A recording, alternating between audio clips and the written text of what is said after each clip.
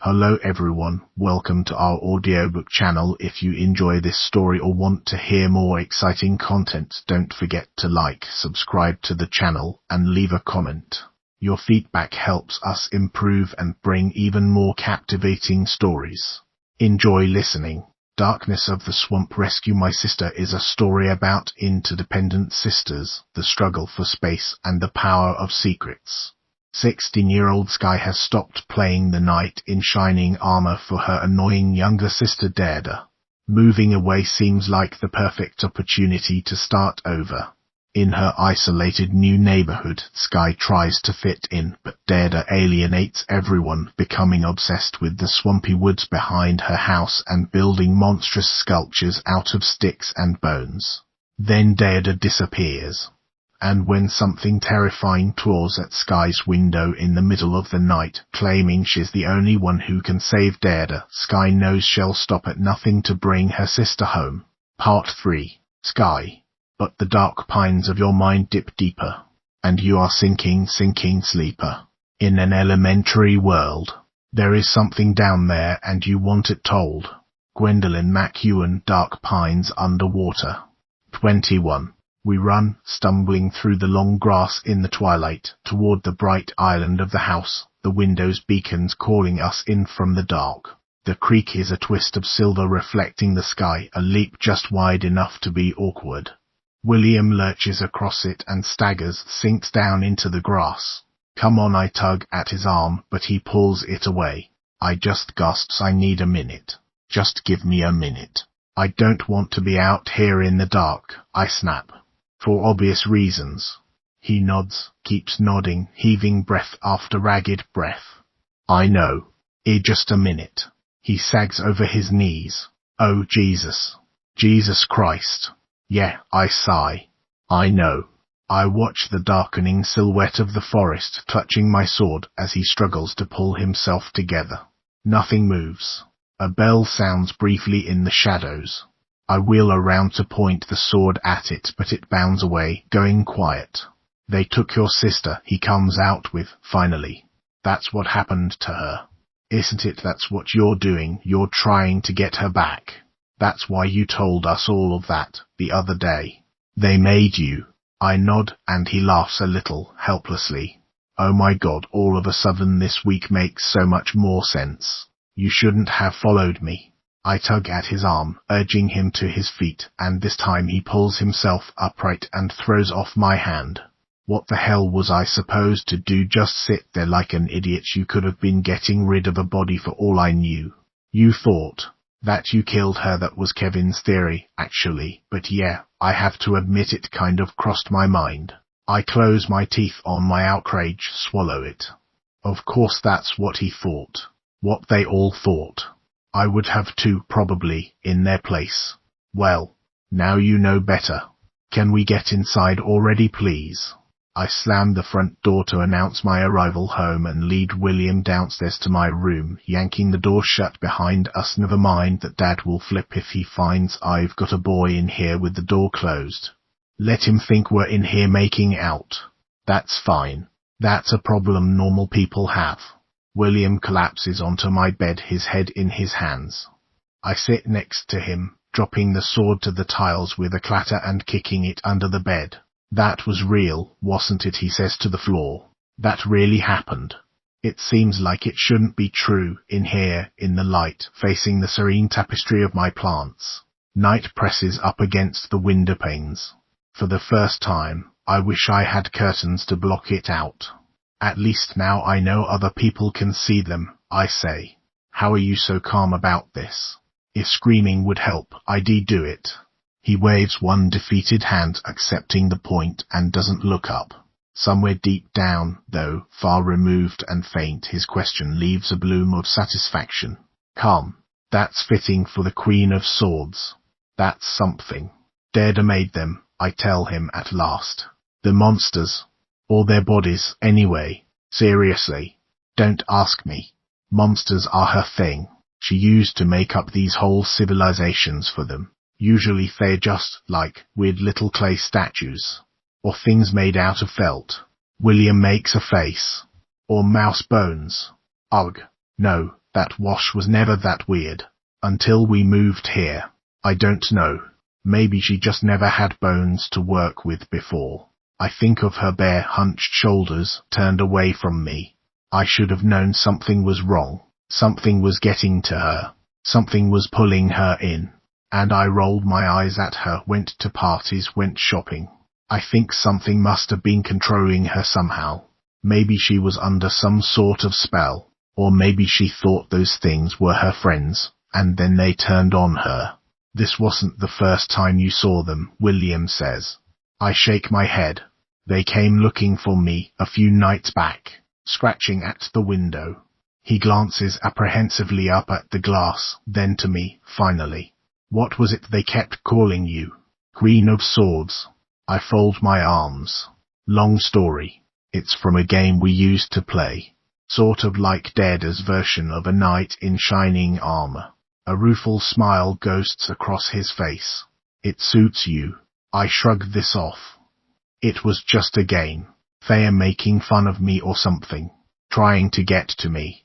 I don't know. What were you even doing back there? What was you said something about a guide. They wanted me to build another monster. Like Dada did. I guess it's supposed to take me somewhere. They said I had to go to the castle. Castle? What castle? I have no idea. Dada called the dirt pile there a castle. Maybe that's what they were talking about. But it's a pile of dirt. I don't know. None of this makes any sense. I guess I'll find out eventually. I mean, I made the thing for them. They said I was close. I just saved to pay for it. No, says William, looking away again. I do. There's an awful, weighted silence after that. I can't bring myself to break it. They don't like me, he says. Whatever they are. Why, what did I do? I have no clue. I say it automatically, but then a possibility drifts reluctantly up through my thoughts. But you're not the first, William, right? Maybe your name's been around here long enough for the woods to remember it. Dada kept calling you an invader. How is that fair, he cries. It's just an idea, okay? They know me, and I've been here for less than 6 months. For all I know, they were yanking your chain because you were there. No. He pushes himself to his feet, paces back and forth across the tiles. No. I think you're right. It makes sense. I think that's it. But then he pauses, puts his hands to his forehead again. But my dad goes hunting in the woods all the time. If they wanted, we wouldn't they? We now. Why me? Look, it really doesn't matter. Okay, why doesn't change anything? We have to figure out what to do. He echoes, like he doesn't like the taste of the word. Don't look at me like that. This wasn't my decision. You're the one who followed me. And you're the one who dragged me over there. He straightens up, all accusation. You used me to get out of the house, and now. I told you I didn't have any choice. What was I going to do? Explain this to my parents? Oh, sorry, Mom, I can't be grounded right now. I have to go do the bidding of the monsters in the woods. You've seen them now. You know I didn't have any choice. They have my sister. He returns my glare for a few heartbeats before he caves. I know, he says helplessly. I know. All I wanted was a way out of the house. I swear that's as involved as you were supposed to get. Believe me, I'm not exactly thrilled about this either. So that's it, you're just playing along doing what they want. All we have to do is get through it. Right. But what if we don't? He clenches his fists. What if I can't? Look, I sigh. Let me show you something. I unfold myself from the bed and stalk across the room to pull open the doors to the crawl space. The light sides over the reaching, tangled tendrils of the roots. He recoils from them, bumps into the shelves. This wasn't there before, okay? I had 3 days to tell you guys about Tyler. And Fenthise. So I finally did it on day 4. I closed the door, shutting them out again. But they want me. Toffee said I had to. He can't even finish the sentence. Looks at me wilded, a cornered animal. I can't do that. I don't think can't is an option here. If you don't, they'll come after both of us. You told them you'd do it. You told them I'd do it. Jesus, William, do you not understand what would have happened otherwise? I was protecting you. He puts his hands up, fending off the words, his teeth clench like he's gripping calm between them. Look, he says. Look, we shouldn't talk about this here. He jerks his chin toward the crawl space. Right, let's go to my place. It must be pretty safe there, if they haven't gotten inside in 200 years. That's nice for you and everything, but some of us, we just need somewhere to talk. He lowers his voice. We need a plan. My parents, slouched at the kitchen table, hesitate when I tell them we're going to William's house, maybe reading something in our faces. There's only so much shifty anxiety you can hide. We're just going to watch the game, William says. He's passably casual. Good. There's a really big screen at my place. Mum and Dad exchange a glance. Your parents are around tonight. I assume Dad manages casual too. I'd have been mortified by that question, ordinarily. The thought drifts past from somewhere far away, an observation on a surreal pantomime. Oh yeah. Yeah, of course. He even manages a sheepish smile. He's better at this than I'd expected. He can get us through this. He has to. Just don't be too late, Mum puts in, only a little shaky. It hurts how hard fair trying to be normal. How hard fair pretending fair okay. I'll get Dad back. I will. I'll fix this. You've got your phone, right? I nod, accept her kiss on my cheek. And we're free to go.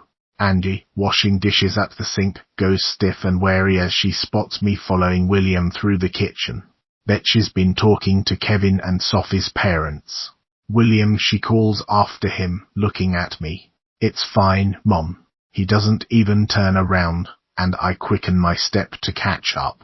William flicks on the TV and it is impressive, a screen so wide it practically belongs in a theater, and turns the volume way up, hunkering down right in front of it, leaning back against the coffee table. I crouch beside him.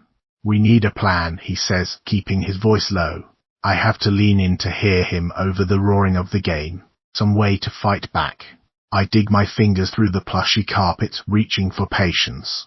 We have to be realistic here, William. Well, have you tried it, he demands. Fighting. No, I mutter, I've got better sense. The floor creaks behind us, and we both whip around. Bill Wright, looking startled, raises his hands apologetically and bows out of the room again. William settles back, blowing stray bits of hair away from his face. The light of the TV makes him look haggard, hollowed.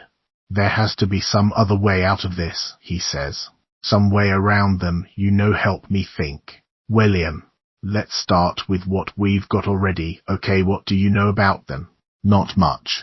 Not more than you do. They have data. They live out there. They are fucking scary. Come on, there has to be something. Like what about your sword? They paid attention to that. It's nothing special. It's a toy. My dad made it for me. He frowns. So why does it work? Then is it because it's made of wood, do you think? No, it's just something to knock them over with. So maybe we need better weapons, he says, like axes or something. We need something they're afraid of. I fold my arms over my knees, rest my head against them. I don't think they're afraid of axes. Aren't they all mad at my family for cutting down trees or something? Have you seen how huge that forest is? Even if we had a chainsaw, how much damage do you think we could do? Do you really want to piss them off even more? What about fire, then? Right, burn down the neighborhood. Great plan. Applause. We just need some sort of leverage, he insists, doggedly ignoring my tone.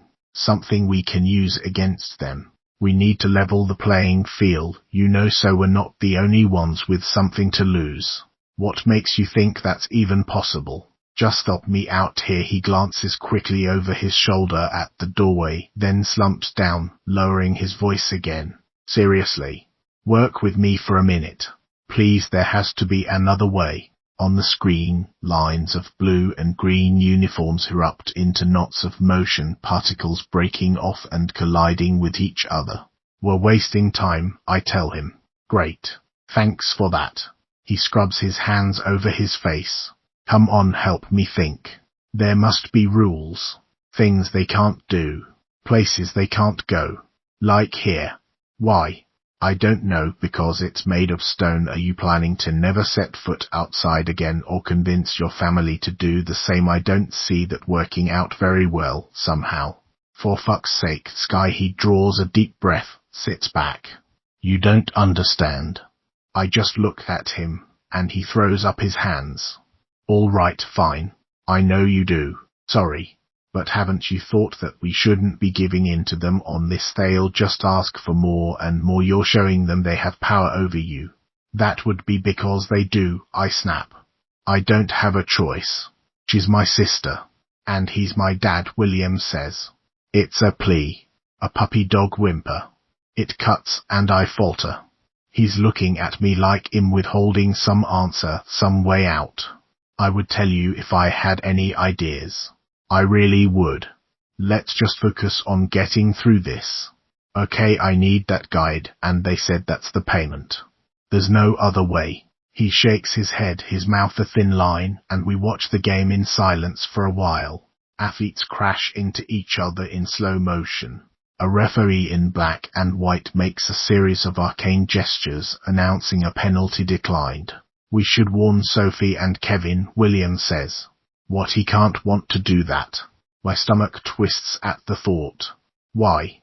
There's fucking monsters in the woods, Sky. Wouldn't you want a heads up? Do you want them getting dragged into this too? You think they'd thank you for that? But they could help, he insists. Maybe they'd have some ideas. Maybe they could think of something we can't, you know. That's assuming they believe you. Which they won't until it's too late. And you know that how. Think about it. What would you have said if I'd tried to warn you? He opens his mouth like he wants to argue, but hesitates and subsides, turning back to the screen. I should have bargained with them, William says. I should have argued more. I don't think that's how it works. But there must be something they want. What are they trying to? William, I interrupt. Look. Here's what I know. What they want is to hurt you. Do you get that you can't bargain with something when that's all it wants from you? Whatever they ask you for, it's going to hurt. That's the point. Do mice get to bargain with cats? He stares at me. We just have to survive. Okay, they'll have their fun, and they'll let us go.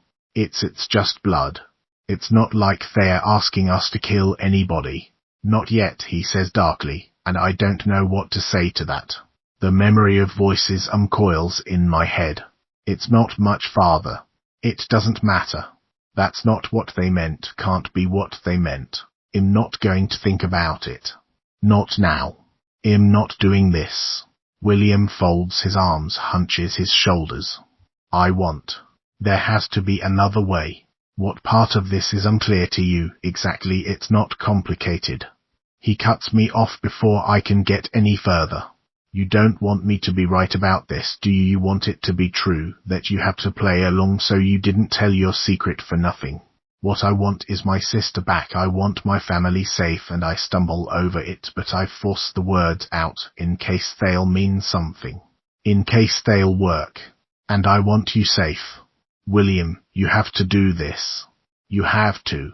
But he withdraws from me, shaking his head over and over, his face half in shadow. No, he whispers. You don't have a choice. I do. He takes a deep breath, settles into resolution. Look, I'm sorry. About your sister. But I was up against the wall back there. Roman too have to take it back. I'm not doing this for you, okay? I can't. I push myself to my feet. For a bottomless moment, standing over him, I'm tempted to tell him what I'm facing, what they wanted from me first, what they still want from me. But I can't risk making him even more determined to abandon me. I'm going home, I say instead. When you're ready to make plans for real, you let me know. Panic snaps at my heels the whole way back, with fury close behind. He's not going to do it. He has to. This is the only way through. He's putting us both in danger. Why can't he see that? What's it going to take? And how could they do this? How could they put this all on him and take it so entirely out of my hands? I thump my fists uselessly against my thighs. Haven't I cooperated? I need to make him understand. I need him back on my side. He is not hunkering down in his stone house and leaving me and my sister outside to face the monsters alone. I will not allow them to turn him against me. In that version of the game, he doesn't stand a chance. 22. My dreams drag me down a familiar street half obscured by blinding, howling snow. I know the footsteps crunching toward me. They are not Dareders. But some rational part of my mind argues that it wasn't snowing the last time I lay in wait for him. Which means it's not the same. I don't have to do it again. I can choose, I can change what happened. I cross the street, turn my back on the entrance to the bike path, and struggle homeward, hope a terrible staccato in my chest. But as I flounder through the snow, the houses on either side recede from me, perched on high hills on the plunging sides of the ravine. I'm on the bike path anyway, and he's right behind me.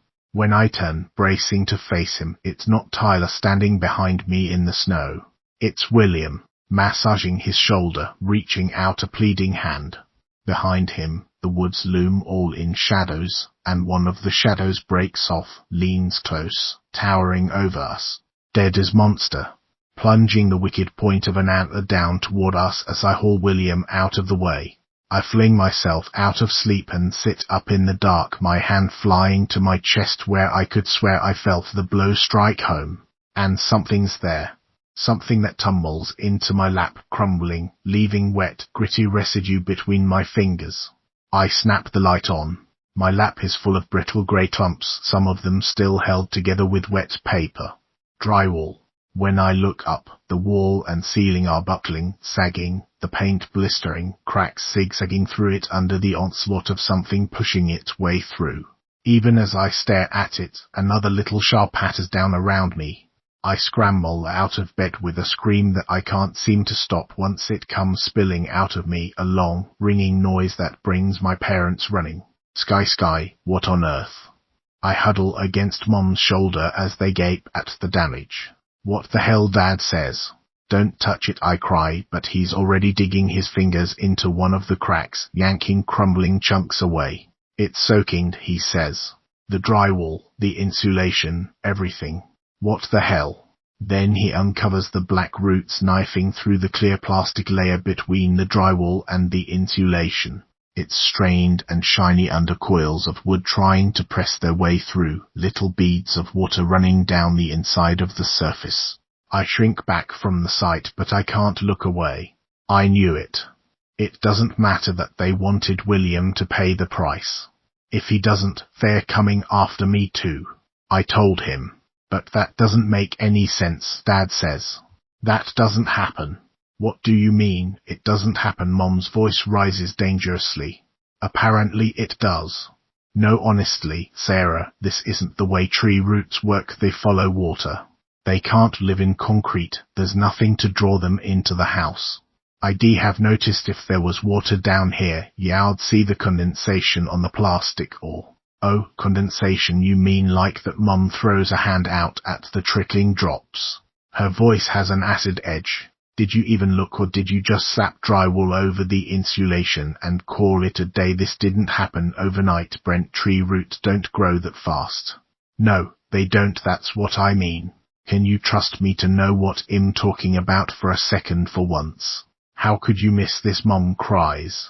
You said we didn't need a home inspector. You said you had it covered. You said everything was fine. It was. Dad rakes his hands through his hair, staring up at the frozen tangle heaving against the plastic. I don't understand how this is possible. What tree could they even be coming from? Mom shepherds me out of the room, not bothering to answer, and leads me upstairs. Dad's voice drifts after us in escalating dismay. Oh my God, oh my God. You can sleep in Dared's room for now. Is that okay? I shrug. It doesn't matter. Dared's not coming home on her own. You can sleep on the couch if you want. But I have a feeling it's going to take a while to fix this. She sniffs.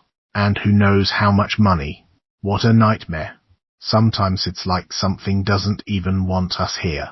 You know, like it's trying to push us out or swallow us up, or... Do you think there's something out there, Mum? I whisper. She blinks in surprise, then takes a deep breath, forces a smile. No, of course not. The smile slips. Oh Sky, honey, you must be having a terrible time if my nonsense is getting to you like that. I just had a bad dream, I mutter. I've never been the one with the runaway imagination, the one sitting up clutching the blankets. She tucks me in, kisses my forehead. Her eyes are full of tears, though she blinks and turns quickly away, thinking I won't see. Not because of the basement, because it should be deader in this bed, needing reassurance in the middle of the night. The pillow smells like her despite the fresh linens. It's like wearing her clothes. I'm tempted to retreat to the couch after all, but I can't bring myself to twist the knife. My parents' arguing voices echo up to me through the basement for a while, then drop to fierce whispers as they come back upstairs to their room. The door closes behind them. Above me, beyond the eaves, the stars wink in and out between shifting clouds. Cold clarity wells up in me as I watch Thema calm. The icy logic of the Queen of Swords, the narrow path, the cutting edge of what must be done. I tried to push him out of the way. I tried to protect him. And he's not cooperating. If he's not going to act, I'll have to make him. I have to make him see. I have to show him just how much there is to lose. Outside, the night shifts and rattles in irregular sighs, like something breathing. I hurry across the lawn, my shadow a long-limbed giant in the light from the windows. I clutch the phone and the bundle of white cloth are yanked from my backpack in my coat pockets to keep my hands from feeling so empty. But my skin still buzzes with an icy, naked vulnerability. Without my sword, I'm insubstantial, breakable, prey.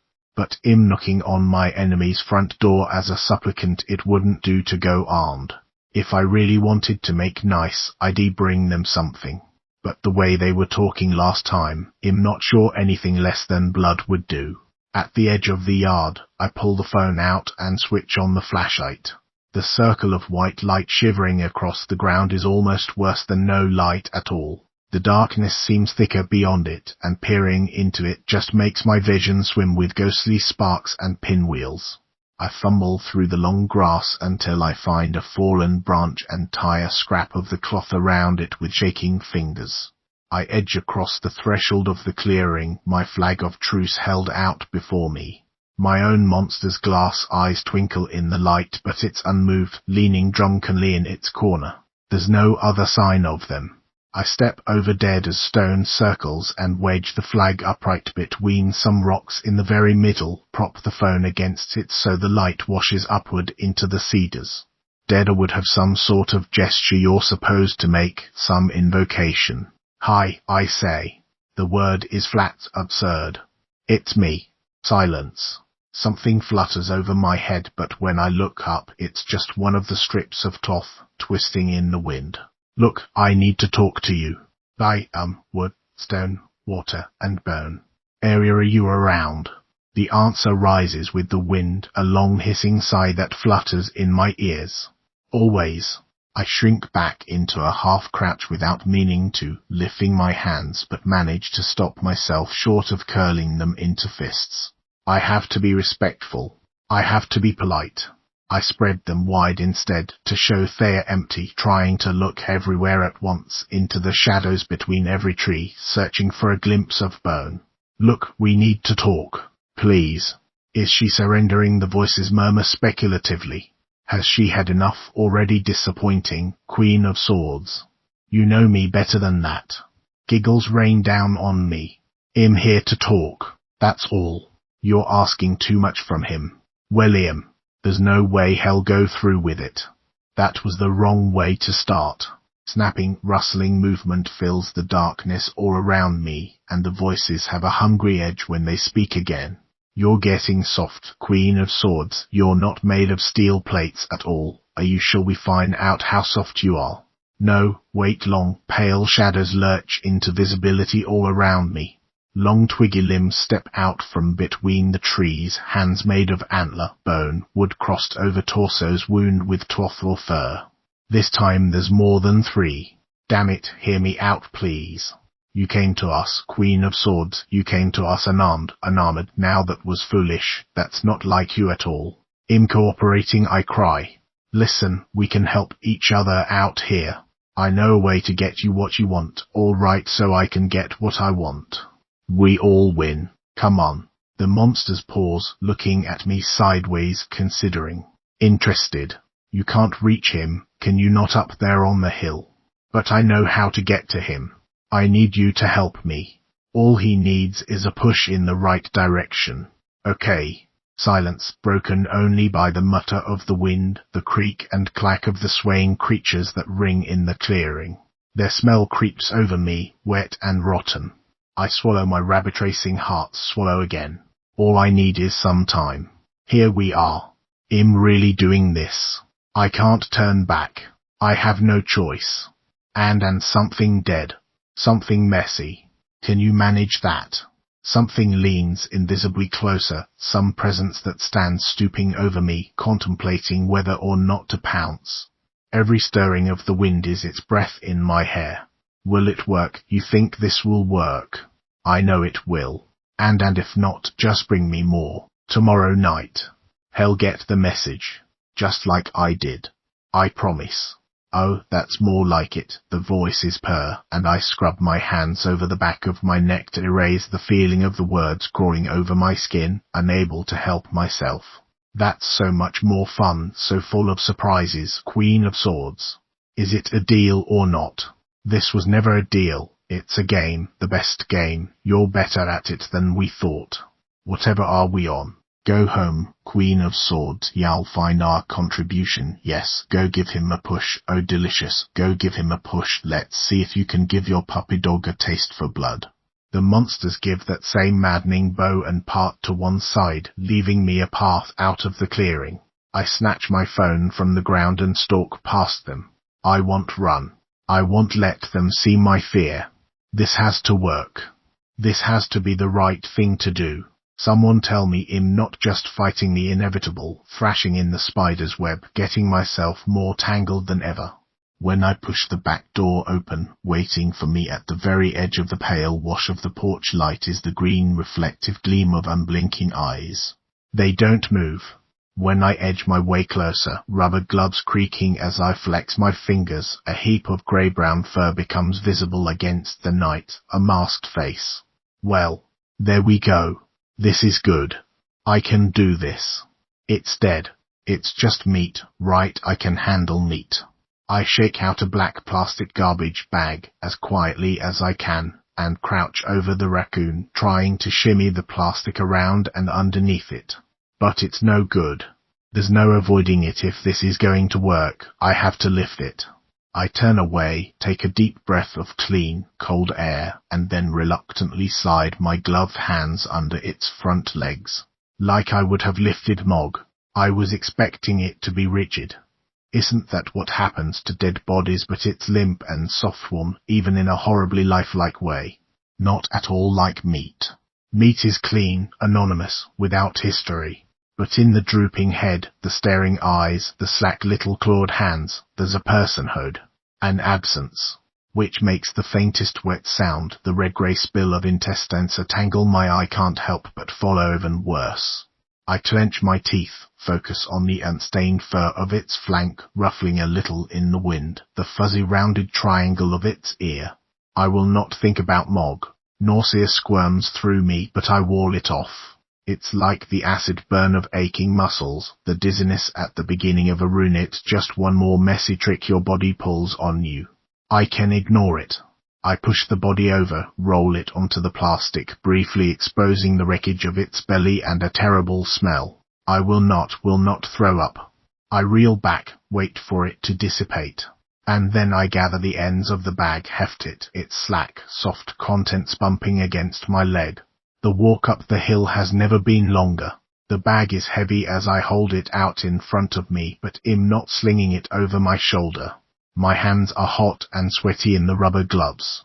William's house is dark, other than a light on over the garage. I stand there, trembling, for a long minute, trying to will myself back into motion, into doing what I came to do. I keep to the shadows at the edge of the circle of light and set my burden down on the sandy cut stones of the front walk, tug at the plastic until the body comes tumbling out with a spatter of fluid. I do gag at that, at the mushrooming smell, and stagger back with my face pressed against my arm. Once I've forced the wall back up, I edge close enough again to grab one foot, roll the raccoon over so the ragged chasm of its body gapes wetly open. Above me, the windows are still empty and sightless. Then I snatch the plastic bag and run like a criminal, like a scavenger back into the dark. At home, I bury the plastic, the gore-smeared gloves, in the garbage. I strip down to my underwear, pitch my clothes to fair and stain. I flick into the wash, splash soap into the machine with a shaking hand, set the water as hot as it will go. And then I scrub my hands at the sink over and over, trying to erase the smell of rubber. Eventually, I have to crawl back into Dada's bed, afraid the running water will wake my parents. I lie there staring up at the sky through the window, but the stars are hidden again behind a blank, flat wall of cloud, a shade paler with the beginnings of dawn.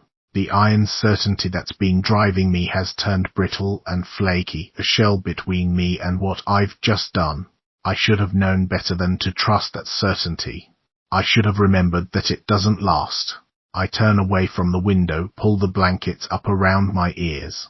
This isn't the same, it's not that big a deal. It's just a raccoon. It was already dead. I moved it, is all. It won't hurt anyone. All it will do to William is freak him out. That's all I need it to do. When the knock comes at the door, I let Mom run to answer it, waiting rigid in the rocking chair by the window, where I was staring out at the woods. It might not be him. It's probably not him. It could be the police, or a neighbor. But Mom's uncertain call drifts up to me from the foyer, and I take a deep breath, fighting the dizzy, premature swoop of hope in my stomach. Did it work? It has to have worked. But it's not William waiting for me at the foot of the stairs. It's Sophie, flipping her hair over her shoulder, golden hoop earrings swinging, her polished lips pressed into a grim line. Hi, I say carefully, but she obviously hasn't come here to build bridges. Even in front of my mom, her expression is distant and pitiless. We need to talk, she says. Mom, looking back and forth between us, clears her throat. Well, I'll just give you girls a minute, then. She retreats up the stairs into the kitchen. I watch her go, unable to return the death stare Sophie's giving me any longer. Come on. Sophie pulls the door open. Reluctantly, I kick my shoes on and follow her outside. She nods toward the empty lot. Over there. The wind lifts pieces of her hair off her shoulders as I follow her through the tall grass. Pinpricks of rain scatter across my face. I hug myself, wishing I'd brought my coat. The sky hangs low and sullen over the cedars behind the dirt pile. In the shelter of the hill, Sophie finally turns to face me.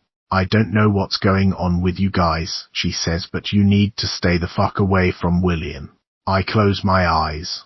Stay away from William. If only. It's none of your business, I manage. When my best friend's in pieces, I'd say that's my business. I went over this morning and had been crying sky. Hope unfurls after all, a coil of nausea and uncertainty. I'm getting through to him, then. I must be. And he can't have told Sophie what's going on. I give her my best Queen of Swords look, turn my face to stone. Why are you assuming that has anything to do with me? The look she gives me could cut glass. I don't have to assume. He admitted it. And he was afraid to tell me any more than that. Well, I'm not afraid of you. If you think your little show the other day is going to intimidate me, you're dead wrong. Look, I'm sorry. Okay, I didn't. Yeah, sure. Are you sorry about that other kid, the one you were talking about when I stay silent, clenching my teeth, Sophie's lip curls? That's what I thought. You don't understand. I didn't have any choice. And what happens when William pisses you off, when he figures you out, when he tries to get away from you? Is that what y'all say then? I want to respond, to defend myself, but the unblinking shine of green eyes in the dark flashes through my mind, a small bloody body tumbling onto the stones. What I've already done to make William cooperate. But that was different. That was life or death. What else was I supposed to do? I'm not having this conversation. I turn my back on her, start toward the house. Maybe you should be afraid of me, Sky, she yells after me. I've got leverage on you, and I'll use it. I can't walk away from that. And she knows it. Yeah, that got your attention, didn't it? Who else knows about all that shit you told us? She watches me through narrowed eyes, considering. Do your parents? My voice locks in my throat. My parents. My clueless, grieving parents. They don't, do they? Sophie takes a step closer, sensing weakness. Want to find out what they'd do with that information, want to find out what they'd think. Leave them alone. They're falling apart as it is. Sure, go on lying to them, I don't care. As long as you leave William alone. But I can't explain. I have to try. I refuse to turn around to scan the woods, though the faint silver sound of a bell dances out from between the trees. Look, I had reasons for telling you. I'm in over my head here, okay? What the hell are you talking about? 100 responses flicker through my head. All of them impossible. I know exactly how it'll sound if I make any mention of them, and they won't hesitate to stop her. I can't control what happens if you try to get in my way, Sophie. Do you get that? I draw a long breath, force the words out. I have to try. You're my friend. You could get hurt. Is that supposed to be scary? Sophie sneers.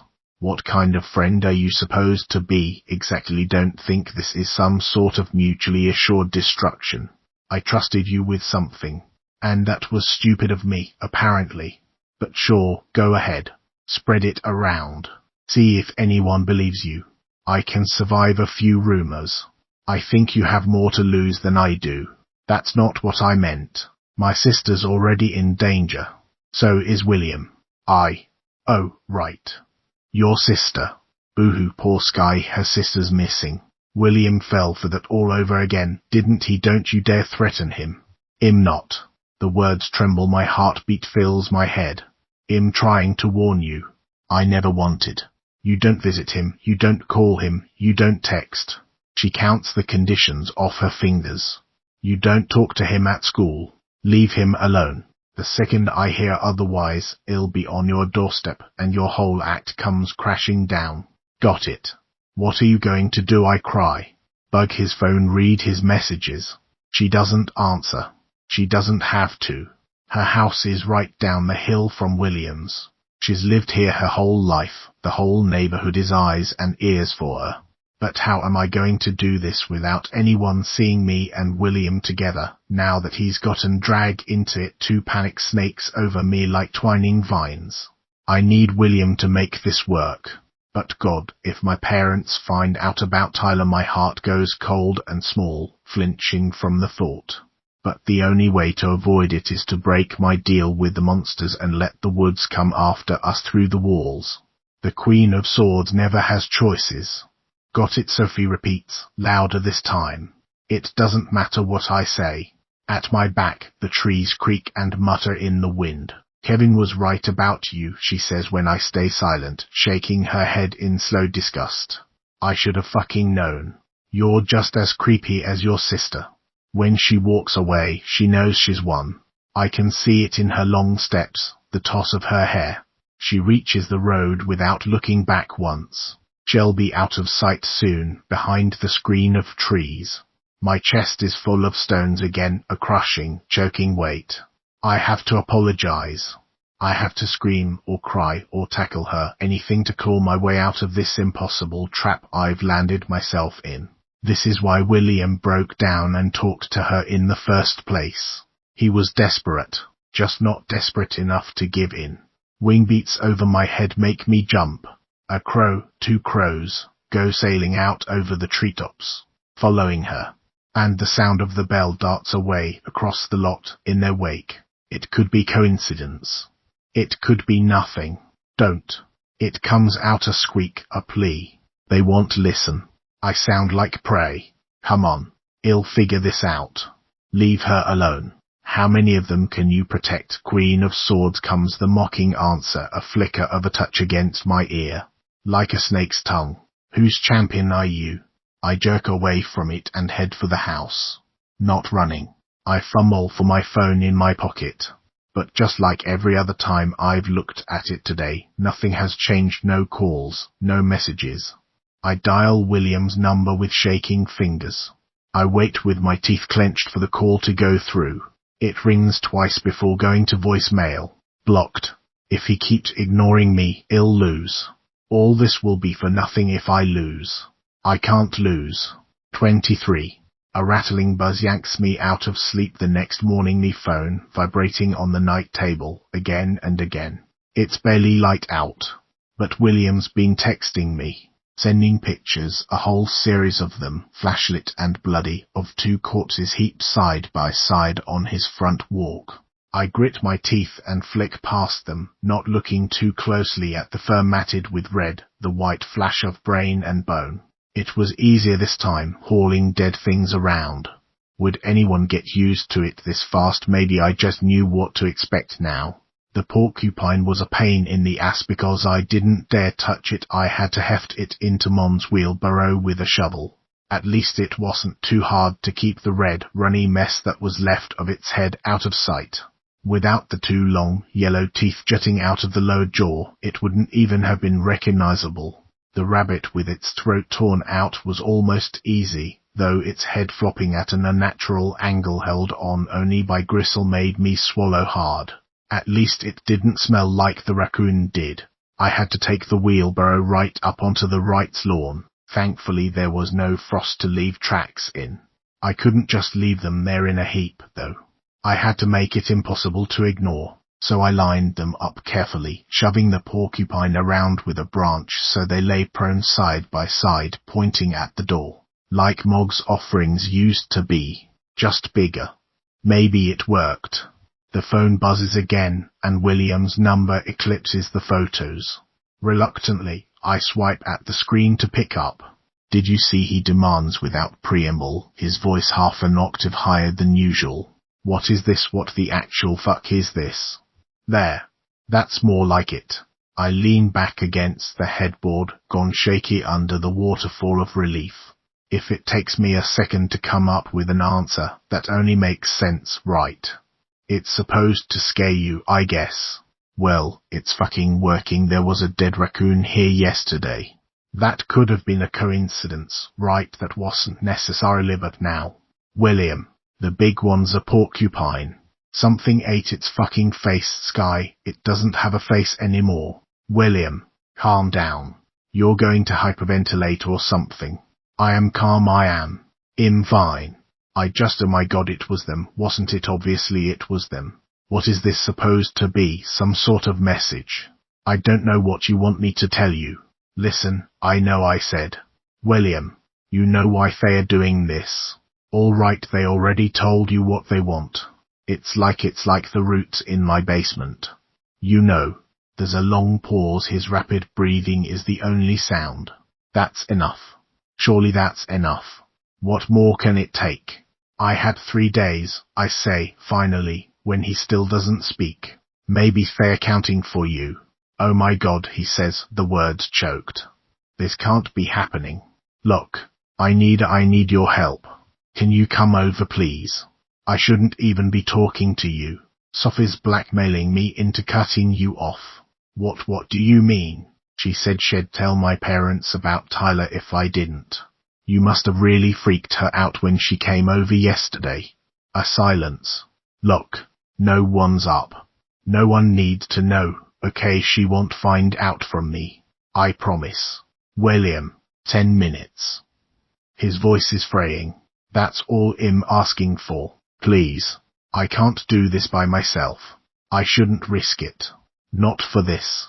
But when I close my eyes, the creak of the wheelbarrow echoes in my head. And I need him to trust me. 10 minutes, I sigh. I'm on my way. Okay, he whispers. Just sorry. Please. William, in sweatpants and a ragged t-shirt, is sitting on the front step with his head in his hands. Partway down the walk, a faded sheet is spread over two humped shapes. I couldn't look any more, he says as I skirt around it, through the grass. Yeah, I manage. Understandable. They didn't leave anything at your place, did they? No. But the roots, they're all through the wall. They came right through it the night before last. My parents are freaking out. Tree roots aren't supposed to do that. The night before last the glasses make his face rounder, somehow unguarded. You didn't tell me. I tried to call. Yesterday. I speak gently, but the words are arrows. He folds his arms across his stomach, sinks forward a little, and doesn't answer. Come on. I pick up the edge of the sheet. Let's get this over with. We can use this to carry them, right? Neither of us wants to look too closely, much less touch them. In the end, I pull a shovel from the shed and roll the bodies onto the sheet. We haul them across the yard that way in a long sling. I assign William to take the lead so he can keep his eyes forward. We tip them into the brush at the back of the lot, and I drop the blood-stained sheet stuck through with porcupine quills carefully into the trash. When I come back out of the garage, William is leaning on the shovel, staring down at the dark stains on the stone. That was me. That heartsick look he's wearing, that's what I've done. What I had to do. Before I can think better of it, I put an arm around him. He doesn't shrug it off. They are not going to let this go, he says, not looking up. Are they? Everything okay? The call comes from behind us. Bill Wright steps out the front door in slippers, a mug of coffee steaming in one hand, frowning at us. You look like somebody died, he says. Under my hand, William's shoulder goes rigid. It's fine, Dad. We found a dead animal. I let my hand drop. Try to speak naturally. Shit. I knew it. I knew this was a bad idea. It's not like I can tell Bill not to mention my visit. On the steps. We took care of it. Again he comes over to look at the blood on the stones. Hud. That must have been a hell of a mess. William nods, his eyes fixed on the ground again. His dad breaks into a smile, claps a hand over his shoulder. Well, as long as you kept your breakfast down, he leans toward me. He's got a bleeding heart, our William. We used to have funerals for dead snakes on the road. William doesn't speak. A muscle jumps in his jaw. Bill laughs. Don't worry, I won't stick around and embarrass you. Just letting Sky know she doesn't need to beat up on you to get her way. He actually winks at me. Right, I say faintly, I'll remember that. A honk from the road makes me jump, and I turn to see Sophie leaning out the window of a silver SUV. Well, good morning, she calls.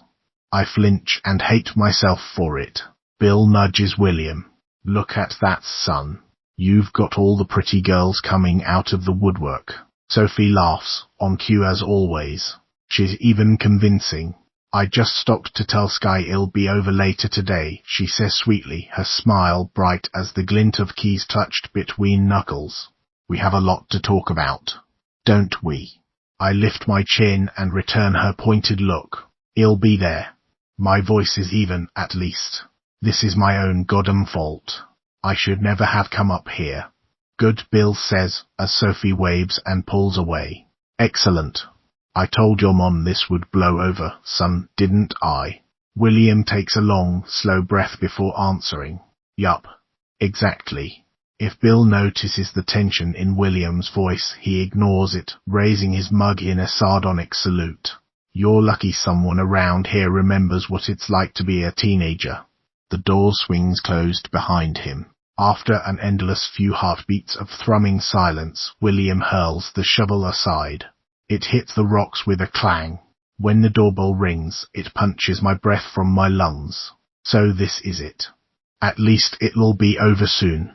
What's worse, having to bring the sky crashing down on yourself or waiting for it to fall? Voices drift down the hall as I shuffle from Dada's room. Mom sounds full of hopeful surprise at first, but gradually turns worried and wary. Sky, do you want to join us? Mom calls from the kitchen. Her voice is dangerous but civil. She's already on high alert. Not really, I mutter, but I slide into the chair she's pointing at. Sophie perches on the seat across from me, her composure flawless.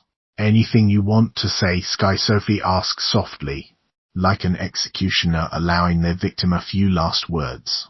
There's no point, I tell the floor. My heart is a wingbeat in my ears. Knock yourself out. I would really like to know what this is about, please, Mum says. Well, Sophie speaks carefully, like she's choosing her words. The other day, when Sky lost her temper on us, she told us something that we've been talking about, and we thought you should probably hear. Mum doesn't look at me. And that is... Sophie opens her mouth, but she's interrupted by the frantic, rapid-fire chime of the doorbell being mashed several times in quick succession. All three of us sit frozen for a moment before Mum pushes herself up from the table and hurries down the stairs to answer it. Mrs. Mackenzie, a familiar voice pants. Is Sophie here? She is, actually, Mum says. We were just sitting down to talk about something. Is everything? It's fine, it's great, William says. Mind if I join you? He comes springing up the stairs, taking them two at a time, his cheeks and nose bright red from the cold, still breathing hard. He meets my stare, then softens. He looks like he ran the whole way here. All right, Mum says, sitting again while William braces himself against his knees, catching his breath. Someone really needs to explain what's going on here.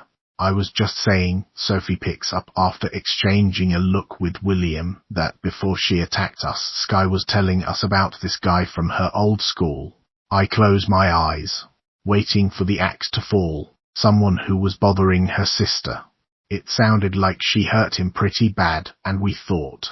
Then William's voice slices quietly through hers, through the scream building in my chest. That's not true. There's an endless, crushing silence. I can't breathe. Mum looks back and forth between the two of them with a stone face that could rival mine. Excuse me, Sophie says, with a winded half-laugh, a sound of utter, furious disbelief.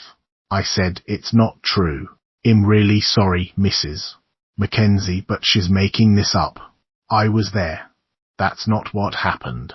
Are you kidding me? Sophie doesn't raise her voice, but anyone at school would have scurried from it like bugs hiding from the light. You're trying to cover for her now. What the hell, William? Back off, Sophie. I mean it. You're seriously doing this? You're seriously going to do this after I came over yesterday and... She's jealous, William says grimly, raising his voice a little to cut her off. That's all this is. I don't know if Sky mentioned it, but Sophie and I went out for a while last year. She's been trying to blackmail Sky into staying away from me. And now she's mad that it didn't work. Mom's eyebrows climb higher and higher as this exchange goes on, but otherwise her expression doesn't change. You did not just say that, Sophie breathes. Prove me wrong, Soph, William returns bleakly. My daughter is missing. Mom's words are quiet, heavy as stones. She might be dead.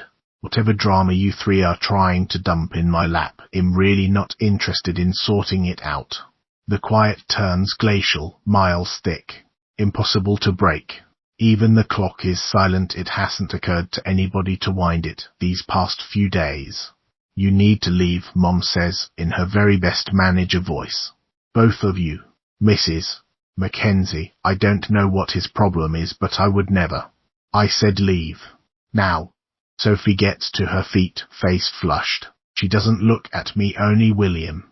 You, she tells him, are making such an epic mistake. She pushes past him, heading for the stairs. Sophie, wait, William says, and when she doesn't pause, he follows her, thumping down the stairs. Sophie. Mom is slouched in place, massaging her temples, not even looking at me. So I run after them. William is just catching up to Sophie as I come outside. He tries to grab her arm, but she wheels and shoves both hands into his chest, sending him stumbling back. Fuck off, she yells. How could you say that? How could you humiliate me like that? And for what? For her? You think it's even going to work? Kevin was there too, you idiot. Whose side do you think he's going to take? Sophie, wait. Please. You don't understand. Don't even talk to me and you. She sputters to a halt for a second, glaring at me like she's struggling to find words vile enough. I hope it's worth it. Everything you're destroying. I hope you're fucking happy. She turns her back on us, storms toward the road, almost running. William stares after her with his hands raked into his hair. My voice doesn't want to work. I have to clear my throat before I can speak. You didn't have to do that. It was my fault. He doesn't look at me. For asking you to come over this morning. Silence. I scan his face desperately, waiting for something to change. For him to crack. William. It feels cruel to say it. Ungrateful. But that doesn't make it any less true. We're running really short on time here. He jerks his chin in a nod, still not looking at me. I know. Okay. Nothing left to say. No other buttons left to push. Please let it be enough. Well, I'll see you. There's nothing left to do but turn back to the house. I make my steps small and slow, hoping for him to call my name, tell me to wait. He doesn't. When I close the door behind me, he's still standing in the driveway. My phone buzzes a few hours later as the afternoon is turning into evening, dull and grey. A text. It's from William. Okay, let's talk. When I get to the clearing, he's already there, sitting as far away as he can get from the glassed monster, but staring intently at it, chin resting on his folded hands, jogging his knees up and down. Hey, I say, when he doesn't seem to see me. Even then, he doesn't look up. His face is pale and set. You were right, he says. It snowed since this morning, leaving a thin, patchy crust not deep enough for boots. The wind drives flecks of ice like little needles. Even the cedars don't do much to break it. I hug my coat tighter and crunch across the clearing to perch on William's log. The tension radiating from him keeps an automatic distance between us. We're like magnets pushing each other away. Sophie's in the hospital, he says at last. The words are lightning striking home. I sit transfixed, unable to speak, unable to move. She was on her way to work. Right, she takes Old Almond Road to get to work, so she doesn't have to deal with the left turn onto the highway. Old Almond Road. The one that cuts across the swamp. She crashed her mum's car. Totaled it pretty much. Broke her knee. Her mum said she's going to need surgery. Her mum said pauses, forces the words out between his teeth that something wandered out in front of them. Something weird. There should be a word for this, for a problem suddenly, horribly erased, bringing no relief, no satisfaction. I refuse to be reminded of those empty, ashy days after Tyler, the quiet that set in as the rumors spread. This time it wasn't me, this wasn't my fault. You were right, William repeats. His voice teeters on the edge of breaking. I should have listened. Across the clearing, my monster's mismatched eyes glint out at us, its cedar crest trembling in the wind. I bet they're laughing. I can almost hear it in the ringing that fills my ears. My dad's going hunting this weekend, William says beside me, still not looking at me. It's the last weekend before gun season, you know. He goes with Kevin and his dad every year. He said I could come too, this time, if I wanted to. His lips twist. If I could handle it. This is what I wanted. What I was pushing for. This is what it took. Oh, is all I can say. Yeah. Oh. He drags his hands down his face, closes his eyes. Bow hunting's pretty safe, you know, but still. Anything could happen out there. All kinds of accidents. Listen. Don't. He jerks his arm away from my touch like it burns. Just don't. Okay. I swallow and pocket my hand again. Sorry is a small, stupid word, and I won't voice it. Either he knows or he doesn't. Saying anything will just scatter broken glass for us both to walk on. As if my presence propels him to his feet, he gets up to pace back and forth along Deirdre's stone circles, arms folded, eyes fixed on the ground. I thought about telling her, he says. Her and Kev. We were always going to band together for the apocalypse, you know. They'd never believe you. I know. He scrubs his hands through his hair, pulling pieces of it loose around his face. This whole thing sounds like a bad trip. But what if they go after Kevin? I should warn him, shouldn't I? God, bringing Kevin into this is the last thing I need. We already talked about this. Yeah. His shoulders slump. How do you even stand it not telling people? Are you just planning to tough it out through the end of the world alone? I think maybe you're always alone for the apocalypse. I kick at a crust of snow. That's how you find out who you really are. Survivor or zombie. Sure. He looks out through the trees, his mouth a thin line. And I'm the guy who'd turn on anyone to save himself, apparently. That's what survivor means, William. It means you do what it takes. But you're trying to save your sister, he counters. What does that make you? It makes me the Queen of Swords. He has no idea what I've done to save my sister, what I've done to save myself. I rest my head on my knees so I don't have to look at him. The wind flutters through my hair, trailing icy fingers across the back of my neck. They're not even done with you after this, are they? He says. They still want you to do something. What is it do I have to do? You need my help. I don't want to think about the price that's coming due next. It's a train bearing down on us, a meteor. I can't think about it. At the end of the world, you learn how far you'll go. Whether there's anything you won't do, I don't know. My mouth is so dry it's a rasp, barely more than a whisper. I guess we'll find out. Well, I had an idea. I should have thought of it before. Something that might bring your guide to life instead of what they want from me. And you have to be here too, right, in case it works. What are you talking about? When I look up again, he's holding one hand out. He shifts his weight, shakes his head, blows out a breath as if he's bracing himself. It takes me a second to pass the gleam in his other hand, something held ready over his arm. The flash of an edge. Jesus Christ, William. He steps back, away from me, still holding the razor blade poised. They said they wanted the blood of William, right? Something wild has crept into his voice. So I have to try this first. I have to. William, don't. Give it here. But when I lurch to my feet, he sucks in a breath and drags the blade down his arm, his lips skinned back from his teeth in a horrible grimace. Fuck, he gasps. He drops the razor, clenches his hand over the wound. There, it has to hurt, right? That hurts like a motherfucker. He holds his arm out to me, blood seeping up between his fingers in little red lines, welling over them to drip onto the ground. That should be enough, shouldn't it? Isn't that enough? The words ring away into the trees, into silence. Somewhere a crow calls. Laughing. Between us, the figure I built stands empty as ever, the skull hanging slightly askew, ridiculous, a parody of something that was ever alive. Come on, William pleads. He wipes his bloody fingers on it, leaving red smears across its long face. I count the seconds past. 1,000. 2, 1,000. 3. You've got what you wanted. That's the blood of William, right? Come on already. But a minute slides by. Another. And we're the only things that move. William sinks onto the ground, sitting hard in the snow, curled over his injured arm. The blood runs in jagged lines toward his elbow.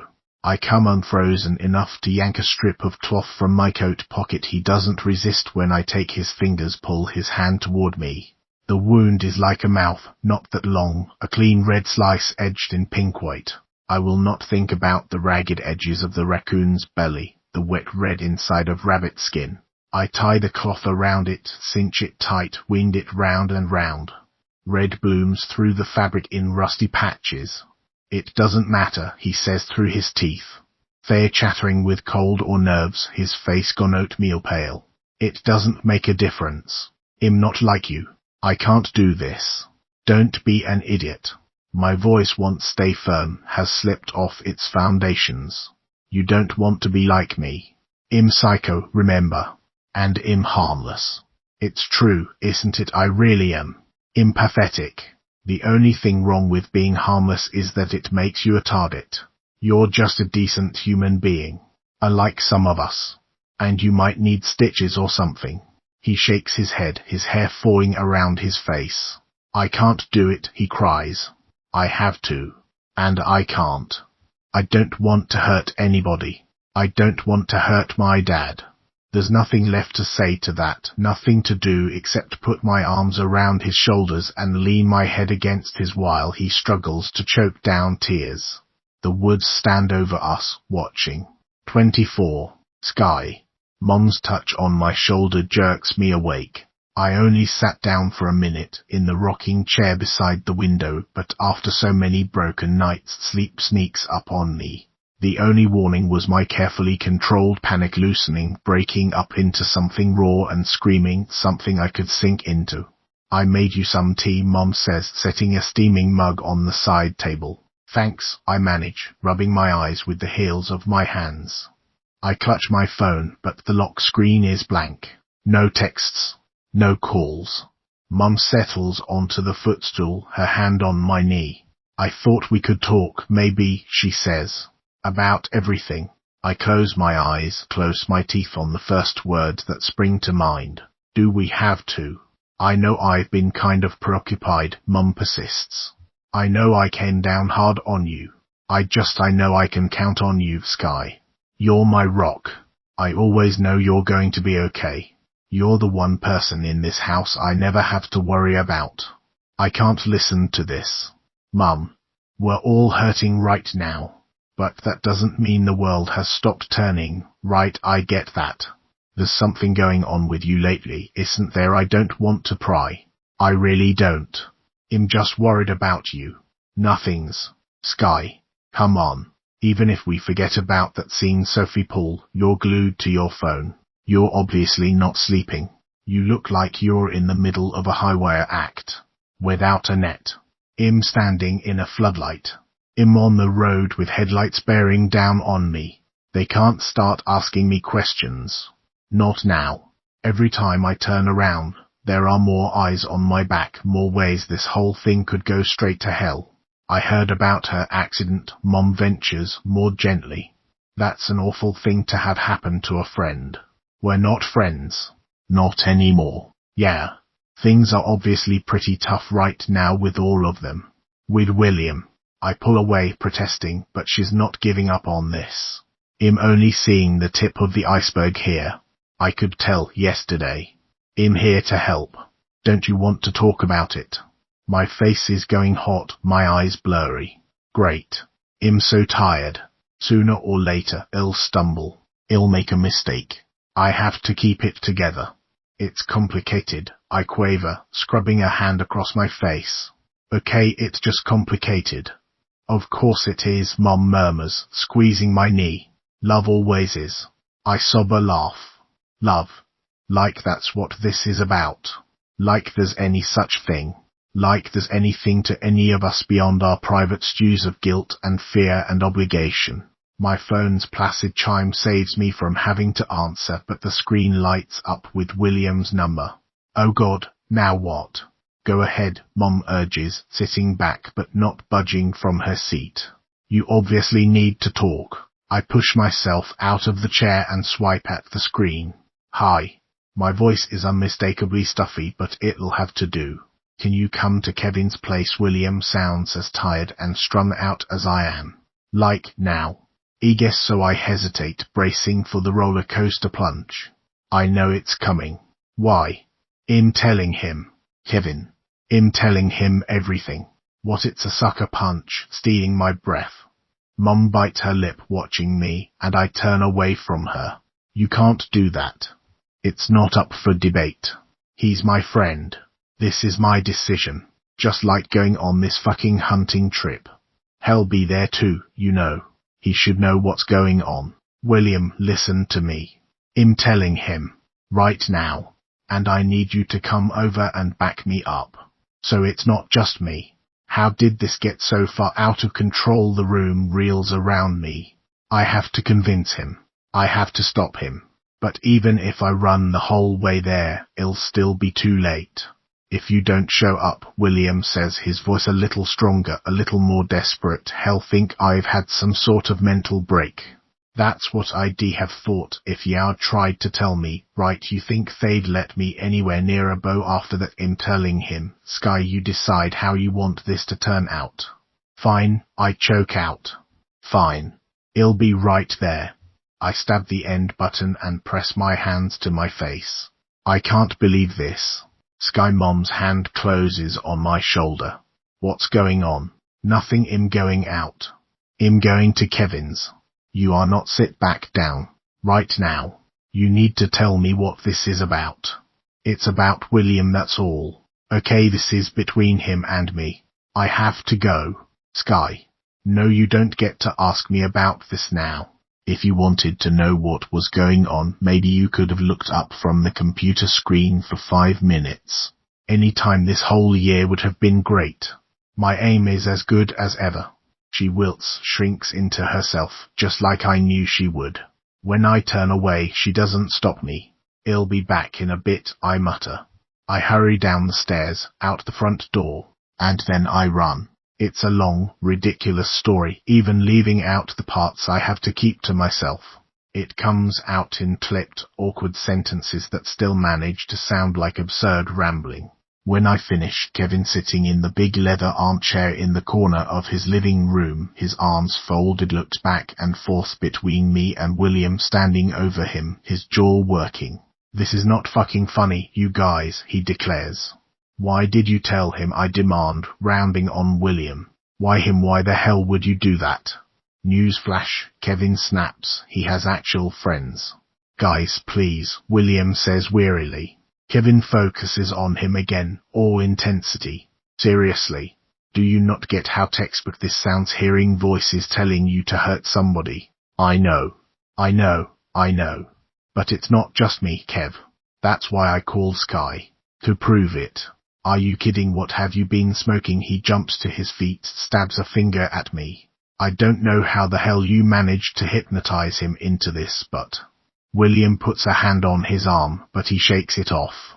Why would you trust her? Kevin demands. Why would you believe a single thing she says? Look at her, she's like some sort of goddamn robot. Oh fuck you, I snap, goaded past endurance. Yeah, I see you, Kevin fires back. I've always seen you. You're not as good an actress as you think you are. Look, William pleads, I know how it sounds. Okay, but we both saw them. We were both right there. This thing was standing over her like it was going to eat her heart. Think about it for a second. Maybe this explains everything. Does it explain why she tortured some guy, or are you just going to ignore that? That's beside the point, William says doggedly. You have to believe me. You have to. If I don't do this, they already got Sophie. Don't you think they know you're here? Sophie was in a car accident, William. Her mum was there. And she said something stepped out on the road. So, what? The deer are part of this conspiracy too. Now listen to yourself. I'm not asking you to help. Okay, I'm the only one who can do this. I know that. But I needed you to know what's going on. What I've gotten you into. If I'd told Sophie, Sophie would tell you exactly what I'm telling you now. Which is no. No fucking way. Kevin pushes past me. Where are you going? William calls after him. I'm telling your dad what you're up to, obviously. You can't do that. My voice goes shrill, beyond my control. Kev, William says, panic in every line of his face. No, please. I have to. Kevin shouts. I like her. I actually care what happens to you. I lunge after him as he's turning away from me, seize his arm in both hands, twist it back and around so he has to face me again. I can't marshal threats, I just stare him down, panting. But he meets my eyes steadily, not bothering to pull away. What are you going to do, huh? Guys, William says, pale-faced. Are you going to drown me? Somewhere going to kick my ass? Great. That'll be super convincing. You lay a hand on me, and how is that going to look for you? Guys. William drops his voice to a screaming whisper.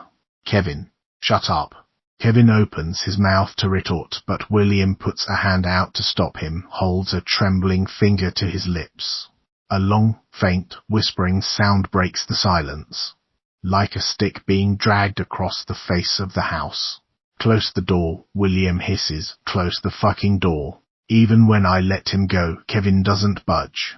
His eyes flick to the woods, a grey-green curtain beyond the screen door and back to us. Not funny, he repeats. Who the hell did you con into? But he stops short as something reaches into view through the sidelight, tapping its way across the glass. Something bony, purposeful, with too many fingers spread in a thin fan. A blunt fanged skull bobs into view, staring in at us from an eyeless socket, bones showing through the feathers on its winged crown. Kevin stumbles into me, away from it. But all the creature does is lift the comb of ribs that forms its hand. Holds it edgewise to its muzzle in a stiff but unmistakable mockery of William's gesture a moment ago. A whisper drifts through the screen, a languid brush against my face. SHHHH. Then, with a bow, a flourish, it staggers out of sight, back the way it came. Kevin slaps through the screen door to run after it out onto the front walk, despite William's yelp of protest. He stands there gaping at the monster as it disappears into the woods. The snapping of branches is the only sign it was ever here, and even that quickly fades under the eaves of the trees. Kevin looks at us. At me. Jesus fuck, he says. Get in here, you idiot. William yanks him back inside, slams the door behind us, leans against it. Jesus fuck, Kevin repeats, his stare still fixed on the side window. He backs away from it until his heel collides with the stairs, and he sits heavily down. Do you get it now, I demand? Do you? Shut up. He says it without feeling, sagging ghostbale against the railing. Oh my god. I'm going to puke. Just breathe, William says. How am I supposed to fucking breathe? You're telling me that I've been wandering around outside all this time, while we were, oh my god, they can't get into the house, can they? I don't think so. I do my best to swallow my impatience. Not directly, anyway. Remember those roots I was telling you about in the basement? That is so not helpful. Kevin grinds the heels of his palms against his eyes. This has to be a bad dream. I've been waiting to wake up for days now, William says. You're lucky you didn't end up with some sort of job too.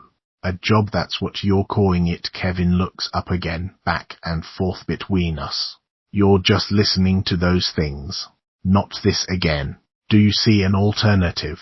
What about all your ninja skills? Kevin demands. You're not going to fight them. They have my sister. How many times do I have to say it? I can't. I don't think we have a choice, Kev, William says hollowly. Of course you do, come on, man. No. There's got to be some other way to get them off your back.